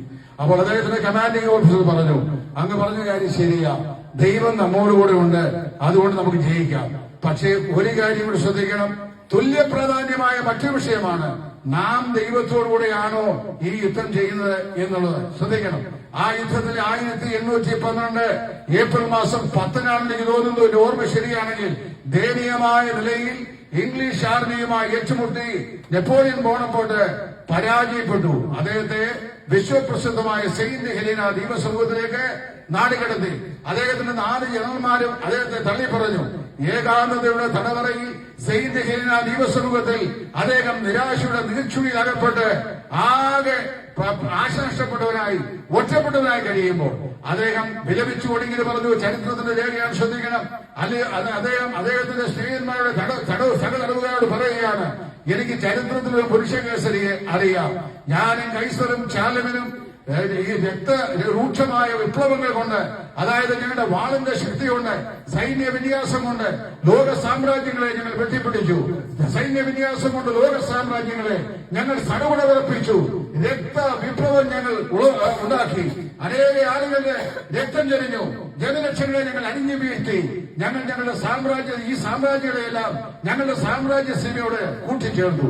എന്നാൽ ചരിത്രത്തിൽ ഒരു പുരുഷനെ എനിക്കറിയാം. അവനാണ് നസ്രയനായ യേശു. ആയുധം അവൻ എടുത്തില്ല എന്ന് മാത്രമല്ല, ഒരിക്കലും അവൻ അരമശിഷ്യനായിരുന്ന പത്രോസ് അവനെ പിടിക്കുവാൻ വന്ന റോമൻ പടയാളികളുടെ നേരെ തന്റെ ഉറയുന്ന വാളെടുത്ത് അവന്റെ കഴുത്തിന് വെട്ടുമ്പോൾ വാള് തെന്നിമാറി ഈ മഹാപുരോഹിതന്റെ ദാസന്റെ ചെവിയെ അച്ചുകളഞ്ഞു. അപ്പോൾ യേശു പത്രോസിനെ ശാസിച്ചു, പത്രോസെ, വാൾ ഉറയിലിടുക, വാളെടുക്കുന്നവരെല്ലാം വാളാൽ നശിക്കും എന്ന് പറഞ്ഞു. അപ്പോൾ ലോകത്തിലെ വാളുകൊണ്ട്, സായുധ സമരം കൊണ്ട് സാമ്രാജ്യ ശക്തികളായി വളർത്തപ്പെട്ടവരാണ് ഞാനും ശാലികനും കൈസറുമെല്ലാം. എന്നാൽ ചരിത്രത്തിലെ ഈ പുരുഷകേസരി നസ്രയനായ യേശു, അവൻ വാളെടുത്തത് മാത്രമല്ല, വാളെടുത്തവനോട് വാൾ ഉറയിലുക കൽപ്പിച്ചവനാണ്. ഇതുപോലൊരു മഹത് ഗുരുവിനെ ലോകം ഒരിക്കലും കണ്ടിട്ടില്ല. നിങ്ങൾ മനസ്സിലാക്കണം, ഇത് പഠിപ്പിച്ചവനാണ് നസ്രയനായ യേശു, കർത്താവായ യേശു. നിരാശയുടെ നീർച്ചുഴിയിൽ അകപ്പെട്ട് സെയിന്റ് ഗലീനായിലെ തടവറയിൽ വെച്ച് നെപ്പോളിയൻ ബോണപ്പാർട്ട് ഇഹലോകവാസം പിടിഞ്ഞു. അദ്ദേഹം പറയാണ്, അന്ന് അവരെ ക്രൂശിപ്പാൻ, പിന്നെ അദ്ദേഹം പറഞ്ഞ ബാധ്യതയാണ്, നസ്രയനായ യേശുവിനെ ക്രൂശിപ്പാൻ അവൻ യാതൊരു തെറ്റും ചെയ്തിരുന്നില്ല. യാതൊരു തെറ്റും ചെയ്തില്ല എന്ന് കണ്ടിട്ടും അവരെ ക്രൂശിപ്പാനായി റോമൻ പടയാളികൾക്ക് ഗവർണറായ പീലാത്തോസ് ഏൽപ്പിച്ചു കൊടുത്തു. അവനെ പാപത്തിന്റെ ഭയാനകമായി കുരിശിമെന്നുകൊണ്ട് ഗോൽഗോഥാമലയുടെ പടവുകൾ ഒന്നൊന്നായി കിടക്കുമ്പോൾ മൗനമായെങ്കിലും വാചാരമായി അന്തരീക്ഷത്തിൽ അവൻ തന്നെ പറഞ്ഞു, ഗോൽഗോഥാമലകളെ, മരങ്ങളെ, മുൾച്ചെടികളെ മറക്കുമോ നിങ്ങൾ ഈ ചരിത്ര സത്യം? ഭാരമേറിയ മരക്കുരിശ് ചുമന്നുകൊണ്ട് നസ്രയനായ യേശു കാൽവരി ഗോൽഗോഥായുടെ പടവുകൾ ഒന്നൊന്നായി കയറി അതിന് നിറകയിലെത്തിയപ്പോൾ നാം വായിക്കുന്നു, ഇടത്തും വലത്തുമായ രണ്ട് കള്ളന്മാർ നടുവിൽ ഞങ്ങൾ പ്രസംഗിക്കുന്ന യേശു ക്രിസ്തുവിനെ അവർ ക്രൂശിച്ചു. അല്ലേ? അവരവനെ ക്രൂശിച്ചു. അവനെ ക്രൂശിച്ചു എന്ന് കണ്ടപ്പോൾ അവന്റെ ശിഷ്യന്മാരും അവനെ വിട്ട് ഓടിപ്പോയി. വളരെ ഉണരുക, ഇടയനെ ആടുകൾ ചിതറിപ്പോകേണ്ടതിന് ഇടയനെ വെട്ടുക എന്ന സകരിയ പ്രവാചകന്റെ പുസ്തകത്തിൽ എഴുതിയിരിക്കുന്ന പ്രവചനത്തിൽ നിവൃത്തിയായി അവന്റെ ശിഷ്യന്മാരെല്ലാവരും അവനെ വിട്ടുപോയി. അവൻ ഏകനായി കുരിശുബന്ധം സഹിക്കേണ്ടായി വന്നു. അതികഠിനമായി ക്രൂശബന്ധത്തിങ്കിൽ അവൻ നൊന്ന് അലറി കരഞ്ഞു. എങ്ങനെ കരഞ്ഞു? എന്റെ ദൈവമേ, എന്റെ ദൈവമേ, നീ എന്നെ കൈവിടുന്നത് എന്ന് ഉറച്ച നിലവിളിലൂടെ അവൻ നിലവിളിച്ചുകൊണ്ട് പ്രാണനെ വിട്ടു. ഒരു ദൈവദാസൻ ഇങ്ങനെ പറയുകയാണ്, നസ്രയനായ യേശു കാൽവരിയിലെ ഗോൽഗോഥായിൽ എന്റെ ദൈവമേ, എന്റെ ദൈവമേ, നീ എന്നെ കൈവിട്ടത് എന്ന് നെഞ്ചു തകർന്ന് ഉച്ചത്തിൽ നിലവിളിച്ച നിലവിളിയുടെ ശബ്ദം ദിഗംബരങ്ങളെ ഭേദിപ്പിച്ചുകൊണ്ട് 2000 വർഷങ്ങൾ പിന്നിട്ടിട്ടും ഈ അന്തരീക്ഷത്തിൽ ഇപ്പോഴും എന്ത് ചെയ്യുന്നു? ആ നിലവിളിയുടെ ശബ്ദം അലയടിച്ചുകൊണ്ട് ഇരിക്കുന്നു. എന്നിട്ട് അദ്ദേഹം ഇങ്ങനെ കൂട്ടിച്ചേർത്തു, അവന്റെ കൂടെ നിൽക്കുവാൻ ഒരു മനുഷ്യൻ പോലും ഉണ്ടായിരുന്നില്ല. എന്നാൽ ഇന്ന് അവന് വേണ്ടി ചാകുവാൻ നെഞ്ചു വിരിച്ച് തെരുവിൽ ലക്ഷോലക്ഷങ്ങൾ ഈ നസ്രായന്റെ കൂടെ അവന് വേണ്ടി മരിക്കുവാൻ നെഞ്ചു വിരിച്ച് കൈവിരിച്ച് ഇന്ന് യേശുക്രിസ്തുവിനായി ലോകത്തിന്റെ 5 വൻകരകളുമുണ്ട്. എന്താ കാരണം? രക്തരഹിത വിപ്ലവത്തിലൂടെ വാൾ കയ്യിലെടുക്കാതെ സ്നേഹം കൊണ്ട് ഒരു സാമ്രാജ്യം സ്ഥാപിച്ചവനാണ് നസ്രയനായ യേശു. ഈ യേശു ക്രിസ്തുവിനെ എങ്ങനെ പ്രസംഗിക്കാതിരിക്കാൻ കഴിയും? ഈ യേശു ക്രിസ്തുവിനെ എങ്ങനെ അറിയിക്കാതിരിക്കാൻ കഴിയും? പത്രോസ് പറയുകയാണ്, ഞങ്ങൾ നിങ്ങളെ അറിയിക്കുന്ന ഈ സംഭവങ്ങൾ, ഈ സംഗതി ചില നിർമ്മിത കഥകളെ അടിസ്ഥാനമാക്കിയിട്ടുള്ളത് അല്ല. നിർമ്മിത കഥകൾ എന്ന് പറഞ്ഞാൽ എന്താ അറിയാമോ? ചില ഊഹാഭോഗങ്ങളുടെ അടിസ്ഥാനത്തിലൊക്കെ കെട്ടി ഉണ്ടാക്കിയ കഥകൾ. അങ്ങനെയുള്ള കഥകൾ ധാരാളം നമ്മുടെ പല മതഗ്രന്ഥങ്ങളിലും ഒക്കെ ഉണ്ട്. വേദപുസ്തകത്തിന് ഇങ്ങനെയുള്ള ഊഹാഭോഗങ്ങളുള്ള കഥകളൊന്നും അങ്ങനെ എഴുതിയിട്ടില്ല. വേദപുസ്തകത്തിൽ എഴുതിയതെല്ലാം നിശ്ചയദാർഢ്യമുള്ള സംഭവങ്ങളാണ്. അപ്പൊ ഈ പത്രോസ് പറയുകയാണ്, ഞങ്ങൾ നിങ്ങളെ അറിയിക്കുന്ന ഈ സംഗതികൾ നിർമ്മിത കഥകളെ അടിസ്ഥാനമാക്കി രചിച്ചിട്ടുള്ളതല്ല. പിന്നെന്താണ്? ഞങ്ങൾ അവന്റെ മഹിമ കണ്ട സാക്ഷികളായി ഇത് നിങ്ങളോട് അറിയിക്കുന്നത്രേ. അവൻ പറയാം, അവനോടുകൂടെ അതിപരിശുദ്ധ പർവ്വതത്തിലിരിക്കുമ്പോൾ അതിപരിശുദ്ധ ദേശങ്ങളിൽ നിന്ന് ഈ ശബ്ദം ഞങ്ങൾക്കുണ്ടായി. എന്താ ശബ്ദം? ഇവൻ എന്റെ പ്രിയപുത്രൻ, ഇവനിൽ ഞാൻ പ്രസാദം ചെയ്യുന്നു, ഇവനെ ചെവി കൊടുപ്പി. 30 വർഷക്കാലത്തെ യേശു ക്രിസ്തുവിന്റെ രഹസ്യ ജീവിതത്തെ പിതാവായ ദൈവം സൂക്ഷ്മമായി പരിശോധിച്ചിട്ട് മത്തായിയുടെ സുവിശേഷം 3-ാം അധ്യായത്തിന്റെ 16-ാം വാക്യത്തിലും മത്തായിയുടെ സുവിശേഷം 17-ാം അധ്യായത്തിന്റെ 6-ാം വാക്യത്തിലും 2 പ്രാവശ്യം ആവർത്തിച്ചു. ഒന്നാമത് പരസ്യമായ സ്നാന ശുശ്രൂഷ സമയത്ത്, മറ്റേത് മറുമലയിലെ അവന്റെ രൂപാന്തര വേളയിൽ സ്വർഗത്തിൽ നിന്ന് അത്യുച്ചമാകുള്ള ശബ്ദത്തിലൂടെ പിതാവായ ദൈവം വിളിച്ചു പറഞ്ഞു, ഇവൻ എന്റെ പ്രിയപുത്രൻ, ഇവനിൽ ഞാൻ പ്രസാദം ചെയ്യുന്നു, ഇവനെ ചെവി കൊടുപ്പിൻ. പത്രോസ് പറയുക, ഞങ്ങൾ ഈ അറിയിക്കുന്ന സംഭവം, ഈ സംഗതികൾ എങ്ങനെയുള്ളതാ? അതിപരിശുദ്ധ ദേശങ്ങളിൽ ഞങ്ങൾ കേട്ട ശബ്ദമാണ്. യോഹന്നാനോട് ചോദിക്കും, യോഹന്നാനെ, നീ എഴുതി വെച്ച കാര്യങ്ങൾക്ക് വല്ല യാഥാർത്ഥ്യമുണ്ടോ? അവൻ പറയും, ഞങ്ങളുടെ കണ്ണ് കണ്ടതും ഞങ്ങളുടെ ചെവി കേട്ടതും ഞങ്ങളുടെ കൈകൾ തൊട്ട് സ്പർശിച്ചതുമായി ഞങ്ങളെ അനുഭവിച്ചതിന്റെ യാഥാർത്ഥ്യമാണ് ഞങ്ങളിവിടെ എഴുതി വെച്ചിരിക്കുന്നത്. ഇങ്ങനെ ആരെ കുറിച്ച് പറഞ്ഞിട്ടുണ്ട് ലോകം? യേശുവിന്റെ ചരിത്രം കെട്ടുകഥയാണ്. ശ്രദ്ധിക്കുക. അപ്പൊ പണ്ട് മലയോര പ്രദേശങ്ങൾ, ഞങ്ങളൊക്കെ താമസിക്കുന്ന സ്ഥലങ്ങൾ മലയോര പ്രദേശമായിരുന്നു. ഇന്നത്തെ പോലുള്ള വ്യത്യസ്തമായ കാലാവസ്ഥയാണ്. ഈ മീനം മേടം ഇടവ മാസമൊക്കെ ആകുമ്പോൾ ഈ മഴയ്ക്ക് തൊട്ടു മുമ്പുള്ള കാലഘട്ടം, പ്രത്യേകിച്ച് ശബരിമല സീസണൊക്കെ വരുമ്പോൾ കൊടും തണുപ്പുള്ള രാത്രികൾ. ഇന്ന് ആ തണുപ്പൊന്നും നമുക്കിവിടെ കിട്ടുന്നില്ല. ഈ കൊടും തണുപ്പുള്ള രാത്രി വാസ്തവത്തില് ഞങ്ങളൊക്കെ ഈ രാത്രി കിടന്നുറങ്ങാൻ വളരെ കഷ്ടപ്പെടും. വലിയ മല പോലെ കരിയില തലേദിവസം കൂട്ടിയിടും. വെളുപ്പാൻകാലത്ത് എഴുന്നിട്ട് അത് തീയിടും. അതിന്റെ ചുവട്ടിൽ 2.5 മണിക്കൂറിലേക്കും ദേഹം വാമപ്പ് ചെയ്യാൻ വേണ്ടി. അങ്ങനെ ഉള്ള സമയത്ത് ഞങ്ങളുടെയൊക്കെ വീടുകളിൽ നാടൻ പക്ഷികളെ ഞങ്ങൾ വളർത്തിയിരുന്നു. നിങ്ങളും വളർത്തിയിരുന്നു എന്നെനിക്കറിയാം. അങ്ങനെ ഒരു ദിവസം ഒരു വീട്ടില് ഒരു കള്ളൻ കയറിയ സമയത്ത് ആ വീട്ടിലുള്ള ഒരു സാക്ഷാൽ നാടൻ പട്ടി ഈ കള്ളനെ കണ്ട് കുരച്ചു. അത് കുരച്ച ശേഷം, പട്ടിക്ക് മനുഷ്യനേക്കാൾ പ്രത്യേകിച്ച് വലിയ വർഗസ്നേഹമുള്ള ജീവിയാണ്. പട്ടിയും കുരങ്ങും 2 വർഗസ്നേഹമുള്ളതാണ്. അപ്പൊ അടുത്ത വീട്ടിലെ ഉറങ്ങിക്കിടന്ന പട്ടി ഈ പട്ടി കുരയ്ക്കുന്ന ശബ്ദം കേട്ടിട്ട് ആ പട്ടിയും ഉച്ചത്തിൽ കുരച്ചു. 3ാമത്തെ വീട്ടിലെ പട്ടിയും അതുപോലെ തന്നെ കുരച്ചു. 4ാമത്തെ വീട്ടിലെ പട്ടി കുരച്ചു. ആ ദേശത്ത് 1.5 കിലോമീറ്റർ നീള അകലത്തിൽ ഓരോ വീടുകളിലെയും പട്ടി കുരച്ചു. കുറെ കഴിഞ്ഞപ്പോൾ ഏറ്റവും ഒടുവിൽ കുരച്ച പട്ടി ആദ്യം കുര നിർത്തി. അതിനുശേഷം ഇങ്ങോട്ട് വന്ന് കള്ളനെ കണ്ട പട്ടിയുടെ കുര കേട്ട് കുരച്ച ആദ്യ പട്ടി വരെ കുര നിർത്തി. എന്നാൽ ഒരൊറ്റ പട്ടി മാത്രം കുരച്ചുകൊണ്ടേ നിൽക്കുകയാണ്. ഏത് പട്ടിയാണ്? കള്ളനെ കണ്ട പട്ടി. മറ്റൊന്നും കള്ളനെ കണ്ട പട്ടിയല്ല. കള്ളനെ കണ്ട പട്ടി കുരച്ച ശബ്ദം കേട്ടിട്ട് അനുകരിച്ച് കുരച്ചതാണ്. മനസ്സിലായല്ലോ? അപ്പൊ പത്രോസ് പറയുക, ഞങ്ങൾ എഴുതി വെച്ചിരിക്കുന്ന ഈ സംഗതികൾ കേവലം നിർമ്മിത കഥകളല്ല, കേവലം കെട്ടുകഥകളല്ല, സാങ്കല്പികതകളല്ല, സിദ്ധാന്തങ്ങളല്ല, മനുഷ്യന്റെ ഭാവനയിൽ ഉരുത്തിരിഞ്ഞതല്ല. പിന്നെന്താണ്? അതിപരിശുദ്ധ ദേശങ്ങളിൽ നിന്ന്, സ്വർഗത്തിൽ നിന്ന് അരുളി ചെയ്ത വചനമാണ്. അത് ഞങ്ങൾ കേട്ടതാണ്, ഞങ്ങൾ കണ്ടതാണ്, ഞങ്ങൾ അനുഭവിച്ചറിഞ്ഞതാണ്, ഞങ്ങളുടെ ജീവിതത്തെ രൂപാന്തരപ്പെടുത്തിയതാണ്. ആ രൂപാന്തര ശബ്ദം, ഇവൻ എന്റെ പ്രിയപുത്രൻ, ഇവനെ ഞാൻ പ്രസാദിച്ചിരിക്കുന്നു, ഇവനെ ചെവി കൊടുക്കും. പ്രിയമുള്ളവരെ, അപ്പൊ ഞാൻ പറയട്ടെ, നമ്മുടെ കർത്താവായ യേശു ക്രിസ്തു, ആ യേശു ക്രിസ്തു മഹാസമ്പന്നനായിരുന്നിട്ടും ദരിദ്രരായ എന്നെയും നിങ്ങളെയും ദൈവവിഷയമായി, സ്വർഗവിഷയമായി സമ്പന്നരാക്കുവാൻ എനിക്ക് നിങ്ങൾക്ക് വേണ്ടി ദരിദ്രനായി തന്ന ദൈവകൃപയുടെ വ്യാപാരമാണ് ബേഥലേഹേം പുരി മുതൽ കാൽവല്ലെ ഗോൽഗോഥാവരെയും അരിമത്ഥ്യയിലെ യോസേഫിന്റെ കഥയിൽ സംസ്കരിക്കപ്പെട്ട അവന്റെ ഭൗമ ശരീരത്തിന്റെ പുനരുത്ഥാനം വരെയും നമുക്ക് കാണുവാൻ കഴിയുന്നത് 4 സുവിശേഷകന്മാരും ഈ യാഥാർത്ഥ്യം രേഖപ്പെടുത്തിയിട്ടുണ്ട്. വിശുദ്ധ യോഹന്നാന്റെ സുവിശേഷം 14-ാം അധ്യായം. ആ 14-ാം അധ്യായത്തിന്റെ ആദ്യ യാമം എനിക്ക് നിങ്ങൾക്ക് കാണാപ്പാട് അറിയാവുന്ന വാക്യങ്ങളാണ്. നമ്മുടെ കർത്താവായ യേശു യോഹന്നാന്റെ സുവിശേഷം 13-ാം അധ്യായത്തിൽ സെഹിയോൻ മാളിമുറിയിൽ തന്റെ ശിഷ്യന്മാരുമായി അന്ത്യ പെസഹ ആചരിക്കുകയാണ്. ആ അന്ത്യ പെസഹ ആചരിക്കുന്ന സമയത്ത് അതോട് ചേർന്നാണ് നാം തിരുവത്താഴം എന്ന ഓമന പേരിൽ ഇന്ന് വിളിക്കുന്ന, അല്ലെങ്കിൽ നാം സംസർഗം ചെയ്യുന്ന കർത്താവിന്റെ മേശയുടെ കർത്താവ് സ്ഥാപിച്ചത് ആ രാത്രിയിലാണ്.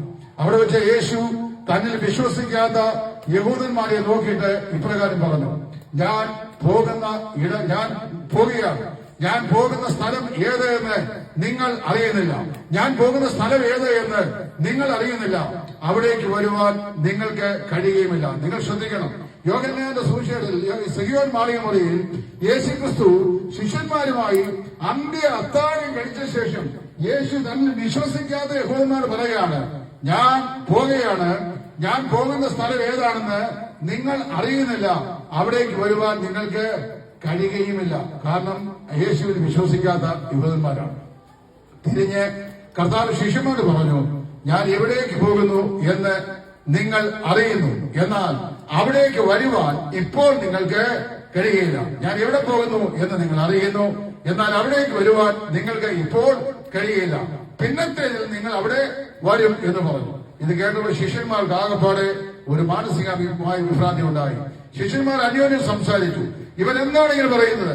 കുറഞ്ഞോന്ന് കഴിഞ്ഞിട്ട് നിങ്ങളെ കാണും, പിന്നെയും കുറഞ്ഞോന്ന് കഴിഞ്ഞിട്ട് നിങ്ങൾ എന്നെ കാണുകയില്ല. ഇപ്പോൾ നിങ്ങൾക്ക് വരുവാൻ കഴിയുകയില്ല, പിന്നത്തേത് നിങ്ങൾ വരും. എന്താണ് ഈ ദ്വയാർത്ഥ പ്രയോഗം ചെയ്തുകൊണ്ട് ഇവർ ഈ സംസാരിക്കുന്നത്? ശിഷ്യന്മാർ ആശങ്കയായി. അവരോട് യോഹന്നാന്റെ സുവിശേഷം 14-ാം അധ്യായത്തിന്റെ ആദ്യ വാക്യങ്ങൾ യേശു പറഞ്ഞു, ഞാൻ നിങ്ങൾക്ക് സ്ഥലമൊരുക്കുവാൻ പോകുന്നു. ഞാൻ പോയി സ്ഥലമൊരുക്കുക, ഞാൻ ഇരിക്കുന്ന ഇടത്ത് നിങ്ങളെ വിളിക്കേണ്ടതിന് പിന്നെയും വന്ന് നിങ്ങളെ എന്റെ അടുക്കൽ ചേർത്തുകൊള്ളു. അല്ലേ? കർത്താവ് പറഞ്ഞു, ഞാൻ എന്റെ സമാധാനം നിങ്ങൾക്ക് തന്നേച്ചു പോവുകയാണ്. ഞാൻ പോവുകയാണ്. ഞാൻ പോകുന്ന എന്തിനാണ്? നിങ്ങൾക്കായി സ്ഥലമൊരുക്കാൻ പോവുകയാണ്. അതിനു മുമ്പ് കർത്താവ് പറഞ്ഞു, നിങ്ങളുടെ ഹൃദയം കലങ്ങിപ്പോകരുത്, ദൈവത്തിൽ വിശ്വസിപ്പീൻ, എന്നിലും വിശ്വസിപ്പീൻ. എന്റെ പിതാവിന്റെ ഭവനത്തിൽ അനേക വാസസ്ഥലങ്ങളുണ്ട്.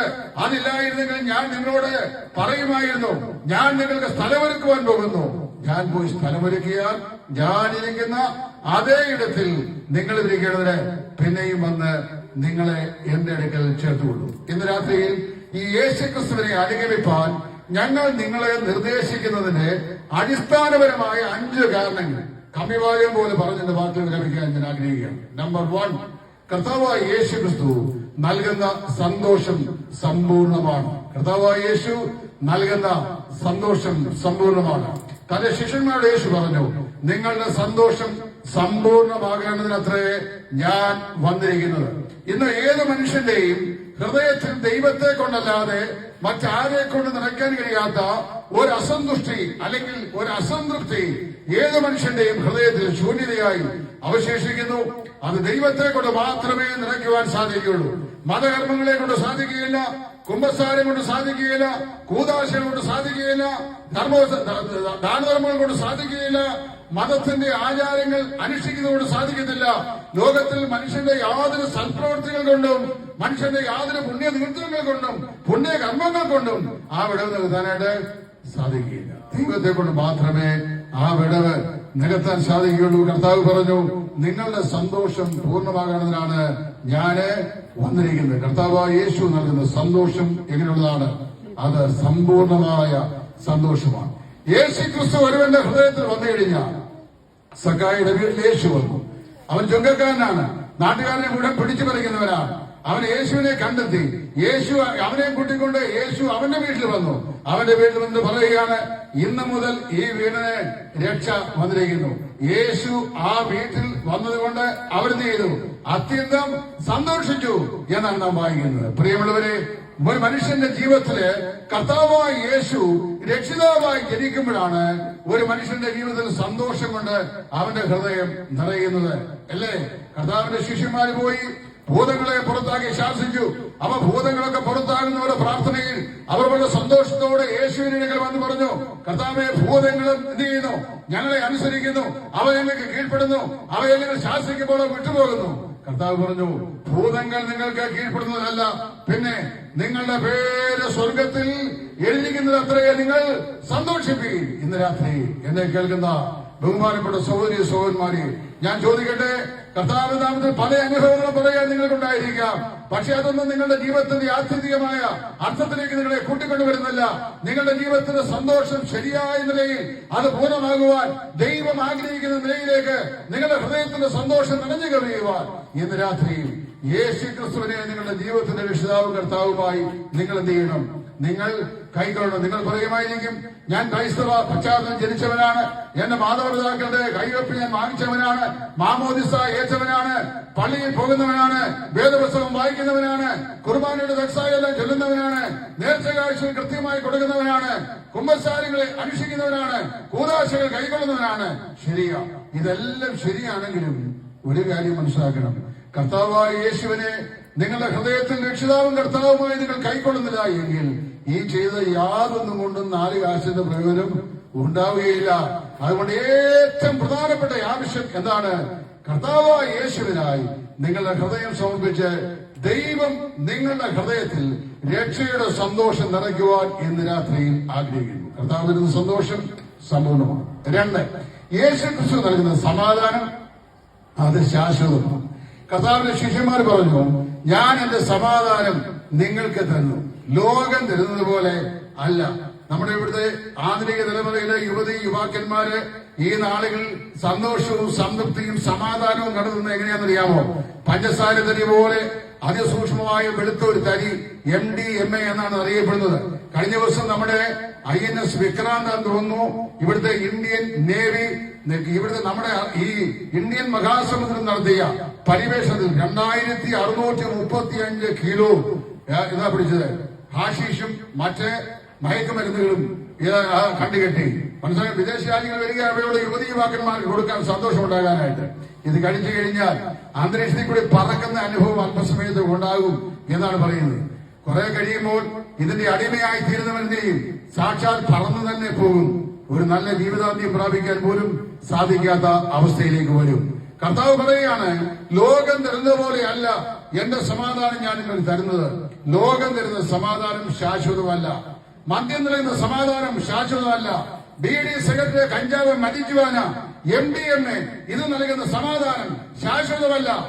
സിനിമാ ലോകം തരുന്ന സമാധാനം ശാശ്വതമല്ല. ലോകം തരുന്ന യാതൊന്നും മനുഷ്യന് ശാശ്വതമായ സമാധാനം നൽകുന്നില്ല. കർത്താവ് പറഞ്ഞു, ഞാൻ എന്റെ സമാധാനം നിങ്ങൾക്ക് തന്നേച്ചു പോകുന്നു. അത് എങ്ങനെയുള്ള സമാധാനമാണ്? സ്വസ്ഥത നിത്യമായി നൽകുന്ന സമാധാനം. ക്രിസ്തു നൽകുന്ന സന്തോഷം സമ്പൂർണ്ണമാണ്. 2, ക്രിസ്തു നൽകുന്ന സമാധാനം ശാശ്വതമാണ്.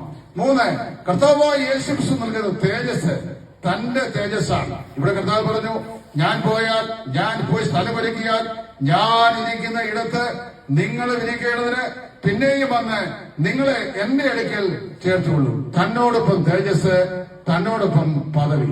ഇന്ന് നമ്മുടെയൊക്കെ ആകാര പ്രകൃതങ്ങൾക്ക് വൈവിധ്യതകളുണ്ട്. കറുത്തവരുണ്ട്, വെളുത്തവരുണ്ട്, അല്ലേ? അംഗവൈകല്യമുള്ള ആളുകളുണ്ട്, അതില്ലാത്ത ആളുകളുണ്ട്. ജീവിതത്തിന്റെ വ്യത്യസ്തങ്ങളായ തലങ്ങളിൽ ജനിച്ച് ജീവിക്കുന്ന പശ്ചാത്തലത്തിലൂടെ ആളുകളാണ് നമ്മളെല്ലാവരും. നമ്മുടെയൊക്കെ പ്രകൃതങ്ങൾക്ക് വൈവിധ്യതകളുണ്ട്. സൗന്ദര്യം കൂടിയവരുണ്ട്, കുറഞ്ഞവരുണ്ട്, മീഡിയം കോംപ്ലക്സുള്ള ആളുകളുണ്ട്. ഇതെല്ലാം പാപം വരുത്തി വെച്ച വൈകൃതങ്ങളാണ്. എന്നാൽ ഒരു നാൾ വിശുദ്ധ വേദോസം പറയുക, യോഹന്നാൻ തന്നെ പറയാണ്, കുഞ്ഞുങ്ങളെ, നാം ആരായി തീരുമെന്ന് നാം ഇപ്പോൾ അറിയുന്നില്ല, അല്ലേ? നാം ആരാകുമെന്ന് ഇപ്പോൾ നാം അറിയുന്നില്ല. എന്നാൽ അവൻ പ്രത്യക്ഷമാകുമ്പോൾ നാം അവനെ താൻ ആയിരിക്കുന്നത് പോലെ തന്നെ കാണുന്നത് കൊണ്ട് അവനോട് സദൃശ്യന്മാരായി തീരും എന്ന് പറഞ്ഞു കഴിഞ്ഞാൽ, കർത്താവായ യേശുവിന്റെ ഭൗമ ശരീരം, പിലാത്തോസ് ഏൽപ്പിച്ചു കൊടുത്ത ശരീരം, അരിമത്തിയിലെ യോസേഫിന്റെ കല്ലറയിൽ സംസ്കരിക്കുമ്പോഴും അത് താഴ്ചയുള്ള മാനവ ശരീരമായിരുന്നു, മരണത്തിന് ഏൽപ്പിച്ചു കൊടുക്കാൻ കഴിയുന്ന ശരീരമായിരുന്നു. എന്നാൽ തന്റെ പരിശുദ്ധനെ ദൈവത്വം കാണാൻ അവൻ സമ്മതിച്ചില്ല ഉള്ള തിരുവഴുത്തിന്റെ നിവർത്തി എന്ന് വേണം. 3-ാം ദിവസം ദൈവത്വത്തെ അതിജീവിച്ച് പുനരുത്ഥാനം ചെയ്ത് നമ്മുടെ കർത്താവായ യേശു ക്രിസ്തു തേജസ്കരിക്കപ്പെട്ട ശരീരമായി ഉയർത്തെഴുന്നേറ്റു. ആ തന്നോടൊപ്പമുള്ള തേജസ്സാണ് തന്നിൽ വിശ്വസിക്കുന്നവർക്ക് വേണ്ടി കർത്താവ് വാഗ്ദത്തം ചെയ്തിട്ടുള്ളത്. 4, തന്നോടൊപ്പം തേജസ്. അടുത്തത് തന്നോടൊപ്പം പദവി. തന്നോടൊപ്പം പദവി. ഇവിടുത്തെ ഏതെങ്കിലും ഒരു രാഷ്ട്രീയ നേതാവ് താൻ ഇരിക്കുന്ന കസേരയിൽ തന്റെ ഏറ്റവും അടുത്ത അണി പോലും അടുത്തു വരാൻ ആഗ്രഹിക്കുന്നില്ല. ഉണ്ടോ? ആഗ്രഹിക്കുന്നില്ല. ഇപ്പൊ തന്നെ അടുത്ത മുഖ്യമന്ത്രി ആരായിരിക്കണം എന്നും അടുത്ത പ്രധാനമന്ത്രി ആരായിരിക്കണം എന്നുള്ള കൂലങ്കക്ഷമായ ചർച്ച ഇപ്പോഴേ ആരംഭിച്ചു കഴിഞ്ഞിരിക്കുകയാണ്. ഇനി 1.5 വർഷം കിടക്കുന്നു തെരഞ്ഞെടുപ്പിന്. കാരണം തങ്ങളിരിക്കുന്ന കസേരയിൽ തങ്ങളുടെ ഏറ്റവും അടുത്ത അണികൾ പോലും ഇരിക്കാൻ അവർ ആഗ്രഹിക്കുന്നില്ല. ഞങ്ങളിരിക്കുന്ന കസേരയിൽ ഞങ്ങൾ തന്നെ ഇരിക്കണം, ഞങ്ങൾ തന്നെ വാഴണം, ഞങ്ങൾ തന്നെ ഭരിക്കണം എന്നാണ് ലോകത്തിലെ സകല രാഷ്ട്രതന്ത്രജ്ഞന്മാരും ആഗ്രഹിക്കുന്നത്. എന്നാൽ യേശു എന്താ പറഞ്ഞത്? ഞാൻ പോയാൽ ഞാനിരിക്കുന്ന അതേ സിംഹാസനത്തിൽ, ഞാനിരിക്കുന്ന അതേ കസേരയിൽ നിങ്ങളെയും എന്ത് ചെയ്യും? എന്നോടൊപ്പം തേജസ് നൽകി, എന്നോടൊപ്പം പദവി നൽകി നിങ്ങളെ ഞാൻ എന്റെ അടുക്കൽ ചേർത്തുകൊള്ളൂ, എന്നോടുകൂടെ ഇരിക്കും. ഒരിക്കൽ കർത്താവിന്റെ ശിഷ്യന്മാർ ചോദിച്ചു, കർത്താവെ, ഞങ്ങൾ സകലവും വിട്ട് നിന്നെ അനുഗമിച്ചിരിക്കുന്നു, ഞങ്ങൾക്ക് എന്ത് കിട്ടും? ഞങ്ങൾക്ക് എന്ത് കിട്ടും? ഞാൻ ഈ വിശ്വാസം വന്നു കഴിഞ്ഞപ്പോൾ ഞങ്ങളുടെ തൊട്ടടുത്ത് അയലത്ത് ഒരു അക്രൈസ്തവ സ്നേഹിതനുണ്ട്. അദ്ദേഹത്തിന്റെ മകനും ഞാനും ബാല്യം മുതൽ ഒന്നിച്ച് സ്കൂളിൽ ക്ലാസ്മേറ്റ്സ് ആയി പഠിച്ചവരാണ്. അപ്പൊ ഞാൻ ബൈബിൾ കോളേജ് ചേർന്ന് കഴിഞ്ഞപ്പോൾ ഈ ചെക്കന്റെ പിതാവ് പറഞ്ഞു, ഇഷ്ടംപോലെ പൈസ കിട്ടുന്നുണ്ട്, അതുകൊണ്ടാണ് എന്ത് ചെയ്തത്, ഇദ്ദേഹം ഇങ്ങനൊരു വഴി തിരഞ്ഞെടുത്തത്. ഞാൻ അന്ന് മീശ കുരുത്തുടങ്ങിയുള്ള മുഖത്ത് തീരെ കൗമാരപ്രായത്തിലാണ്. ഇതങ്ങ് മൂത്ത് വന്നപ്പോൾ ഞാൻ ചോദിച്ചു, വിക്രമനെ കൂടെ എന്റെ കൂടെ വിടുന്നോ ചോദിച്ചു. കാരണം അറിയാമോ, അവനും കൂടെ രക്ഷപ്പെട്ടു പോയിക്കോട്ടെ. പക്ഷെ അതിന് മനസ്സിലാണ് ഞാൻ പോയത് പൈസയ്ക്കാണെന്ന്, പൈസ കിട്ടുന്നതുകൊണ്ടാണെന്ന് പറയുകയും ചെയ്യുന്നു. വിക്രമനെ വിടാൻ മനസ്സും ഇല്ല. അത് ശ്രദ്ധിക്കണം. ഇവിടെ ശ്രദ്ധിക്കുക, കർത്താവ് പറയുകയാണ്, ഞാൻ പോയാൽ ഞാനിരിക്കുന്ന അതേ ഇടത്തിൽ നിങ്ങളും ഇരിക്കേണ്ടത് പിന്നെയും വന്ന് നിങ്ങളെ എന്റെ അടുക്കൽ ചേർത്തുള്ളൂ. ക്രിസ്തു നൽകുന്ന സന്തോഷം സമ്പൂർണ്ണമാണ്. ക്രിസ്തു നൽകുന്ന സമാധാനം ശാശ്വതമാണ്. ക്രിസ്തു നൽകുന്ന തേജസ് തന്റെ തേജസ്സാണ്. ക്രിസ്തു നൽകുന്ന പദവി തന്നോടൊപ്പമുള്ള പദവിയാണ്. ഒന്നുകൂടെ പറഞ്ഞു നിർത്താം.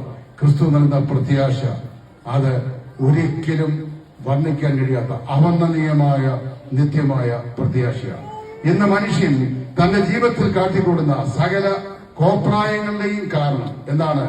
മനുഷ്യന് ആശയില്ല അല്ലെങ്കിൽ പ്രത്യാശയില്ല എന്നുള്ളതാണ്. നമുക്കറിയാമല്ലോ, ഇവിടെ തിരുവനന്തപുരം എയർപോർട്ടിൽ ഇന്റലിജൻസ് ബ്യൂറോ ഡിപ്പാർട്ട്മെന്റിൽ ജോലി ചെയ്യുന്ന ഒരു മാതാപിതാക്കളുടെ ഏക മകളായ ഒരു പെൺകുട്ടി, അതിന്റെ പേരെന്തായിരുന്നു? മേഘ. ഒരു ചെറുപ്പക്കാരനുമായി ഒരു സ്നേഹബന്ധത്തിൽ ഏർപ്പെട്ടു.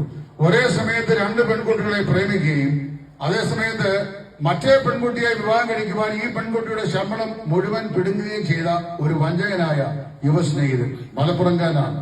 അവൻ നിരാശയുടെ നീർച്ചുഴിയിലേക്ക്, അതിന്റെ അടിത്തട്ടിലേക്ക് അടിപതറി വീണു. ആശയേറ്റു. അവനോട് സംസാരിച്ചായിരിക്കാൻ ടെലിഫോൺ കയ്യിൽ വെച്ചുകൊണ്ട് ഓടി വരുന്ന ട്രെയിനിന് മുമ്പായി അവൾ ചാടി. അവള് അപമൃത്യുവിന് ഇരയായിത്തീർന്നു.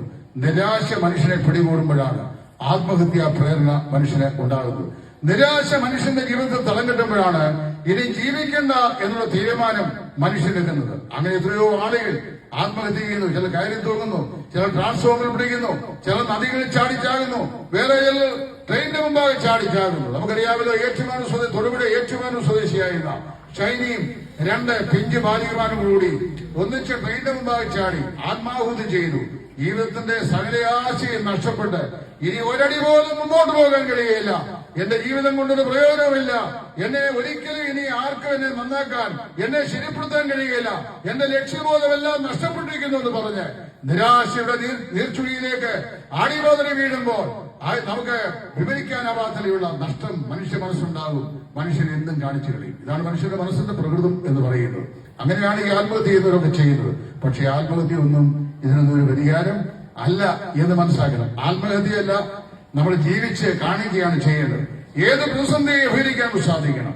കർത്താവ് പറഞ്ഞു, ഞാൻ നിങ്ങൾക്ക് എന്ത് ചെയ്യാൻ, ഞാൻ പോയാൽ ഞാൻ മടങ്ങി വരും. ഞാൻ മടങ്ങി വന്നാൽ നിങ്ങളെ ഞാൻ ഇരിക്കുന്ന സ്ഥലത്തിലേക്ക് എന്ത് ചെയ്യും, ഞാൻ ചേർത്തുള്ളൂ. ഒരു വ്യവസ്ഥയുണ്ട്, എന്റെ പിതാവിന്റെ ഭവനത്തിൽ അതിനുള്ള വാസസ്ഥലം പൂർത്തിയാകണം. ഇത് പറഞ്ഞിട്ടാണ് കർത്താവ് സ്വർഗാരോഹണം ചെയ്തത്. പ്രിയമുള്ളവരെ, ഞാൻ പറയട്ടെ, ഒരിക്കലും ഒരു 10ാം ക്ലാസ്സിൽ പഠിക്കുന്ന പെൺകുട്ടി, അവള് സ്കൂളിൽ നിന്ന് യാത്ര ചെയ്ത് ബഹുദൂരം മൈലുകൾ യാത്ര ചെയ്ത് വരുമ്പോൾ, ഞാൻ പഠിച്ച സ്കൂളിൽ എന്റെ വീടുമായിട്ട് 10 കിലോമീറ്റർ ദൂരമുണ്ട്.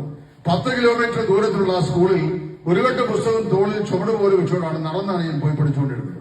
അപ്പൊ 19-20 കിലോമീറ്റർ ഒരു ദിവസം നടക്കണമായിരുന്നു. അങ്ങനെ ബഹുദൂരം അകലെയുള്ള സ്കൂളിൽ പഠിച്ചുകൊണ്ടിരുന്ന ഒരു പെൺകുട്ടി അവരുടെ വീട്ടിലേക്ക് യാത്ര ചെയ്യുകയാണ്. ജീവിതത്തിന്റെ ഒരു തത്വചിന്തകനായ ഒരു മനുഷ്യൻ, ഒരു മനഃശാസ്ത്രജ്ഞനായ ഒരു മനുഷ്യൻ ഒരിക്കല് അല്പം ഏകാന്തത അന്വേഷിച്ച് ഒരു ശവക്കോട്ട ചെയ്തു. ശവക്കോട്ട വളരെ ഏകാന്ത ഒരു സ്ഥലമാണ്. അങ്ങനെ ശവക്കോട്ട ചെയ്തിട്ട് ഒരു ശവക്കോട്ടയെ സ്ലാബിന്റെ മുകളിൽ അദ്ദേഹം ഇരുന്നിട്ട് താടിക്ക് കൈയും കൊടുത്ത് അദ്ദേഹം ഇങ്ങനെ പടിഞ്ഞാറെ ചക്രവാളത്തിലേക്ക് നോക്കി ചിന്താഭഗ്നായി ഇരിക്കുകയാണ്. സായം സന്ധ്യയായി, ഇരുട്ട് വീണു തുടങ്ങി. അദ്ദേഹം നോക്കിയപ്പോൾ പാവാടയും ബ്ലൗസും ധരിച്ച ഒരു പെൺകുട്ടി, അവള് യാതൊരു കൂസലും കൂടാതെ ഈ ശവക്കല്ലറയിലേക്ക് നടന്ന് അടുത്തു വരുന്നു. അദ്ദേഹം പെട്ടെന്ന് അദ്ദേഹത്തിന്റെ ചിന്ത പതറി തിരിഞ്ഞു നോക്കി. ഈ ബാലിക ഈ സമയത്ത് എങ്ങനെയാണ് ഒറ്റയ്ക്ക് ഈ സ്ഥലത്തൂടെ നടന്നു വരുന്നത്? ആശ്ചര്യ കുതുകിയായി അദ്ദേഹം ആ പെൺകുട്ടിയെ തടഞ്ഞു നിർത്തി ചോദിച്ചു, കുഞ്ഞെ, നീ എവിടുന്ന് വരികയാണ്? പറഞ്ഞ സ്കൂളിൽ നിന്ന് വരികയാണ്. നീ എവിടെ പോവുകയാണ്? അവർ ഞാൻ വീട്ടിൽ പോവുകയാണ്. നിനക്ക് ഈ അസമയത്ത് ഈ ശവക്കല്ലറകൾ താണ്ടി ഈ ശവക്കോട്ടയുടെ മൂകതയിൽ കൂടെ ഒറ്റയ്ക്ക് നടന്നു പോകാൻ ഭയമില്ലേ? അപ്പോൾ ഈ പെൺകുട്ടി അയാളുടെ ശ്രദ്ധയെ ക്ഷണിച്ചിട്ട് പറഞ്ഞു, അങ്ങ് നോക്കി, അങ്ങ് അകലെ കണ്ടോ ഒരു ഇലക്ട്രിക് ബൾബ് കത്തിക്കിടക്കണം, കുറെ ദൂരെ എപ്പോഴാണ് അത്?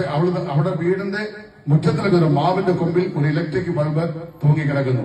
അവൾ പറയാണ്, ഈ ഇലക്ട്രിക് ബൾബ് കത്തിക്കിടക്കുന്നത് എന്റെ വീടാണ്. അപ്പൊ നിനക്കിതിനെ വരാൻ പേടിയില്ലേ? അവൾ പറയും, പേടിയില്ല. എന്താ കാര്യം? ഞാൻ ഈ ശവ കുഴിമാടങ്ങൾ ഓരോന്നോരോന്നായി ചവിട്ടി അപ്പുറത്തേക്ക് പോകുമ്പോൾ കുഴിമാടങ്ങൾ കിടക്കുന്ന പ്രേത ശരീരങ്ങളെ കുറിച്ചുള്ള ഓർമ്മയിലല്ല, മറിച്ച് ഈ കുഴിമാടത്തിന്റെ അപ്പുറത്ത്, ഈ ശവക്കോട്ടയുടെ അപ്പുറത്ത് എനിക്ക് സ്വന്തമായ ഒരു വീടുണ്ട്, ഒരു വീട്ടുമുറ്റമുണ്ട്, അവിടെ ഒരു വെളിച്ചമുണ്ട്, അതെന്റെ വീടാണ്, ഞാൻ ചെന്നെത്തേണ്ടത് അവിടെയാണ്.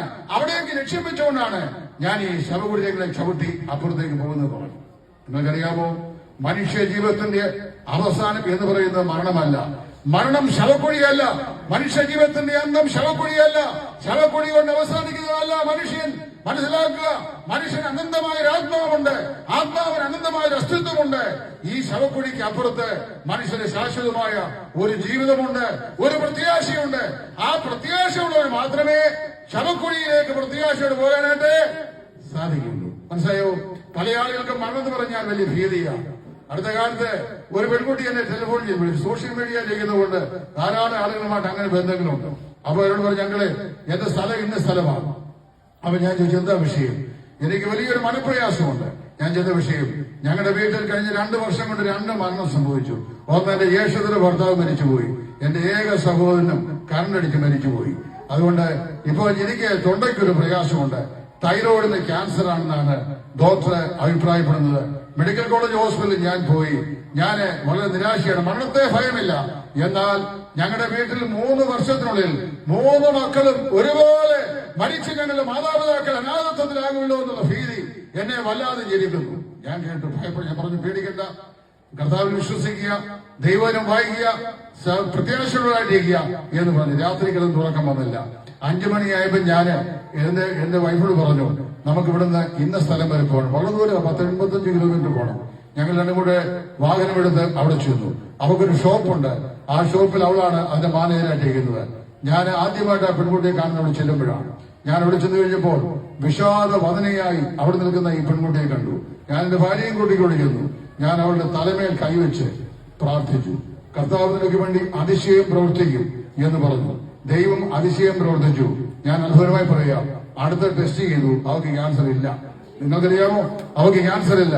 അവള് വിശ്വാസനീയായ പെൺകുട്ടിയാണ്. ഞാൻ പറഞ്ഞത് അറിയാമോ, ദൈവത്തിന് ഇന്നും അത്ഭുതം പ്രവർത്തിക്കാൻ സാധിക്കും. അവന്റെ കരങ്ങൾ അത്ഭുതം പ്രവർത്തിക്കുന്ന കരങ്ങളാണ്. ദൈവത്താൽ അസാധ്യമായി യാതൊന്നുമില്ല. പക്ഷേ എന്ത് ചെയ്യണം? നീ ദൈവത്തിൽ വിശ്വസിക്കണം. തന്റെ ഏകജാതനായ പുത്രനിൽ വിശ്വസിക്കണം. മരണം കൊണ്ട് അവസാനിക്കുന്നതല്ല മനുഷ്യ ജീവിതം. പ്രിയ സഹോദര സഹോദരി, മരണത്തിന്റെ തണുത്ത കരങ്ങൾ എന്നെയും നിങ്ങളെയും ഒരു ദിവസം തലോടും.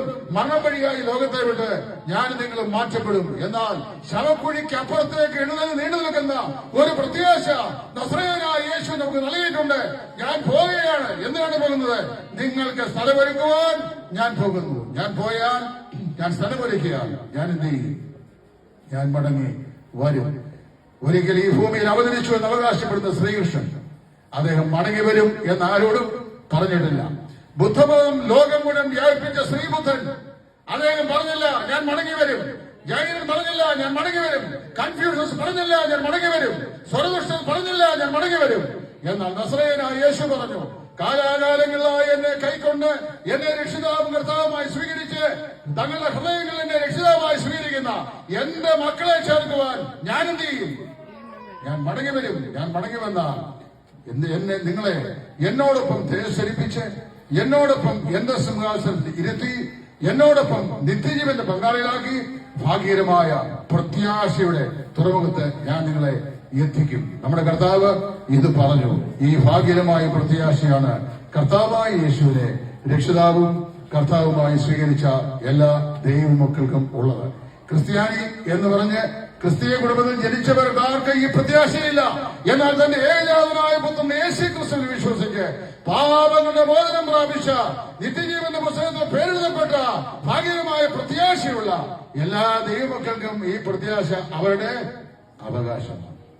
സത്യമാണോ ഈ കാര്യം? അവകാശമാണ്. ദൈവത്തിന്റെ അളവറ്റ കൃപയാൽ എന്റെ 9ാമത്തെ വയസ്സിൽ ഈ കർത്താവായ യേശുവിനെ രക്ഷിതാവും കർത്താവുമായി ഹൃദയത്തിൽ സ്വീകരിപ്പാൻ എനിക്ക് ഭാഗ്യമുണ്ടായി. ഒരു മാർത്തോമാ സഭയുടെ ഒരു ഹൈസ്കൂൾ അധ്യാപകനും സൺഡേ സ്കൂൾ അധ്യാപകനുമായിരുന്ന ഒരു മാന്യദേവൻ അദ്ദേഹം ഒരു രാത്രിയിൽ യുവതീ യുവാക്കന്മാർക്ക് വേണ്ടി എടുത്ത ഒരു ബൈബിൾ പഠന ക്ലാസ്സിൽ 2-ാം സങ്കീർത്തനത്തിന്റെ 12-ാം വാക്യം ഉദ്ധരിച്ചുകൊണ്ട് ആ കുഞ്ഞുങ്ങളോട് അദ്ദേഹം ചോദിച്ചു. അവൻ പറഞ്ഞു, അവൻ കോപിച്ചിട്ട് വഴിയിൽ വെച്ച് നശിക്കാതിരിപ്പോൾ പുത്രനെ ചുംബിപ്പീൻ. അവന്റെ കോപം ക്ഷണത്തിൽ വെളിപ്പെടും. അവനെ ശരണം പ്രാപിക്കുന്ന പുരുഷൻ ഭാഗ്യവാൻ. ഈ വാക്യം ഉദ്ധരിച്ചത് കുഞ്ഞുങ്ങളെ, മരണം യാഥാർത്ഥ്യമാണ്. അതൊരു നാൾ സംഭവിക്കും. നിങ്ങൾ യുവാക്കന്മാരോ യുവതികളോ ആയിത്തീരുമോ, കൗമാര പ്രായത്തിലെത്തുമോ, അതോ ബാല്യകാലത്ത് തന്നെ നിങ്ങൾ നീങ്ങി പോകുമോ, നമുക്ക് പറയാൻ സാധിക്കുകയില്ല.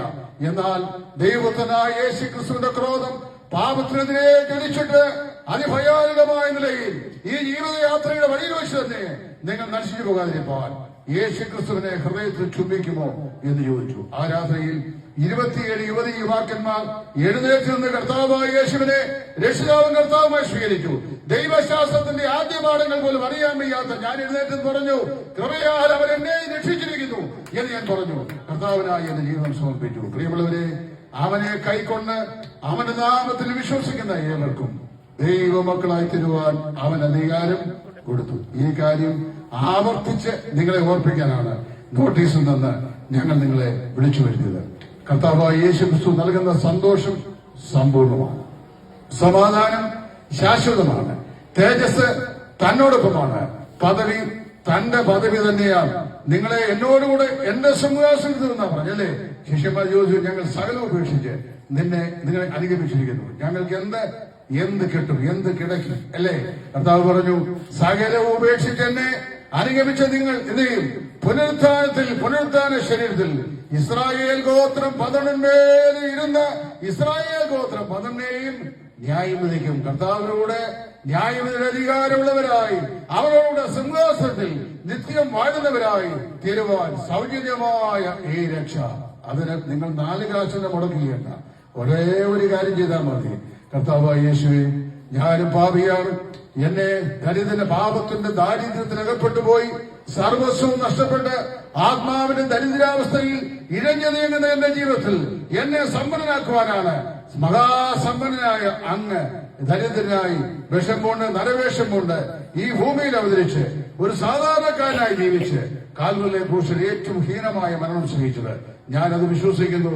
അങ്ങേ എന്റെ ജീവിതത്തിന്റെ രക്ഷിതാവും കർത്താവുമായി ഞാൻ സ്വീകരിക്കുന്നു എന്ന ഹൃദയം കൊണ്ട് നിങ്ങൾ വിശ്വസിച്ച് ഏറ്റു പറഞ്ഞാൽ ദൈവം പറയുന്നു, ഇപ്പോഴാകുന്നു രക്ഷാ ദിവസം, ഇപ്പോഴാകുന്നു സുപ്രസാദം. ഭാഗ്യകരമായ ഈ പ്രത്യാശയുടെ ജീവിതാനുഭവത്തിലേക്ക് കർത്താവായ യേശു ക്രിസ്തുവിന്റെ വ്യക്തിപരമായ വിശ്വാസത്താൽ നിങ്ങൾക്കും നടന്നെടുക്കാം. അല്ല, മനഃപൂർവ്വമായി ഈ വലിയ രക്ഷയെ നിങ്ങൾ അവഗണിച്ചാൽ എബ്രായർ 2-ാം അധ്യായത്തിലെ 1-ാം വാക്യം ഞാൻ ഉദ്ധരിച്ച് കേൾപ്പിച്ചു നിർത്തുകയാണ്. ഇത്ര വലിയ രക്ഷ ഗണ്യമാക്കാതെ പോയാൽ എങ്ങനെ തെറ്റുകയും? കർത്താവായ യേശു ക്രിസ്തുവിൽ വിശ്വസിക്കാം, എന്നാൽ നീയും നിന്റെ കുടുംബവും രക്ഷ പ്രാപിക്കും. ദൈവത്തിന്റെ ഏകജാതനായ പുത്രൻ യേശു ക്രിസ്തുവിന്റെ രക്തം നിങ്ങളുടെ സകല പാവം പോക്കി നിങ്ങളെ ശുദ്ധീകരിക്കുന്നു. ദൈവം നിങ്ങളെ അനുഗ്രഹിക്കട്ടെ.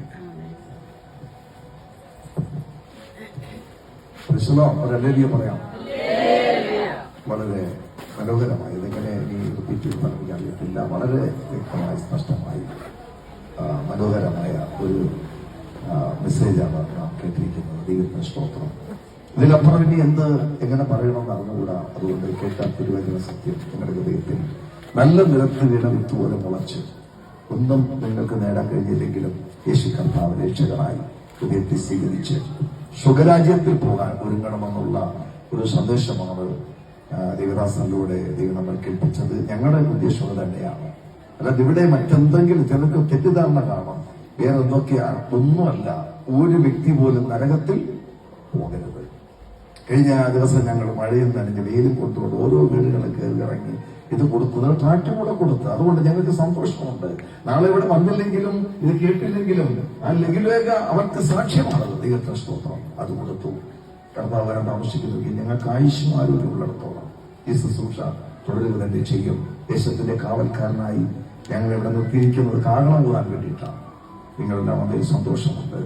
വരുന്ന സംസ്ഥാന കർത്തദാസനെ പ്രത്യേകിച്ച് എന്റെ നന്ദി സ്നേഹം അറിയിക്കുന്നു. ദൈവം മാനിക്കട്ടെ. അദ്ദേഹത്തെ എനിക്ക് അടുത്ത് പരിചയമൊന്നുമില്ല.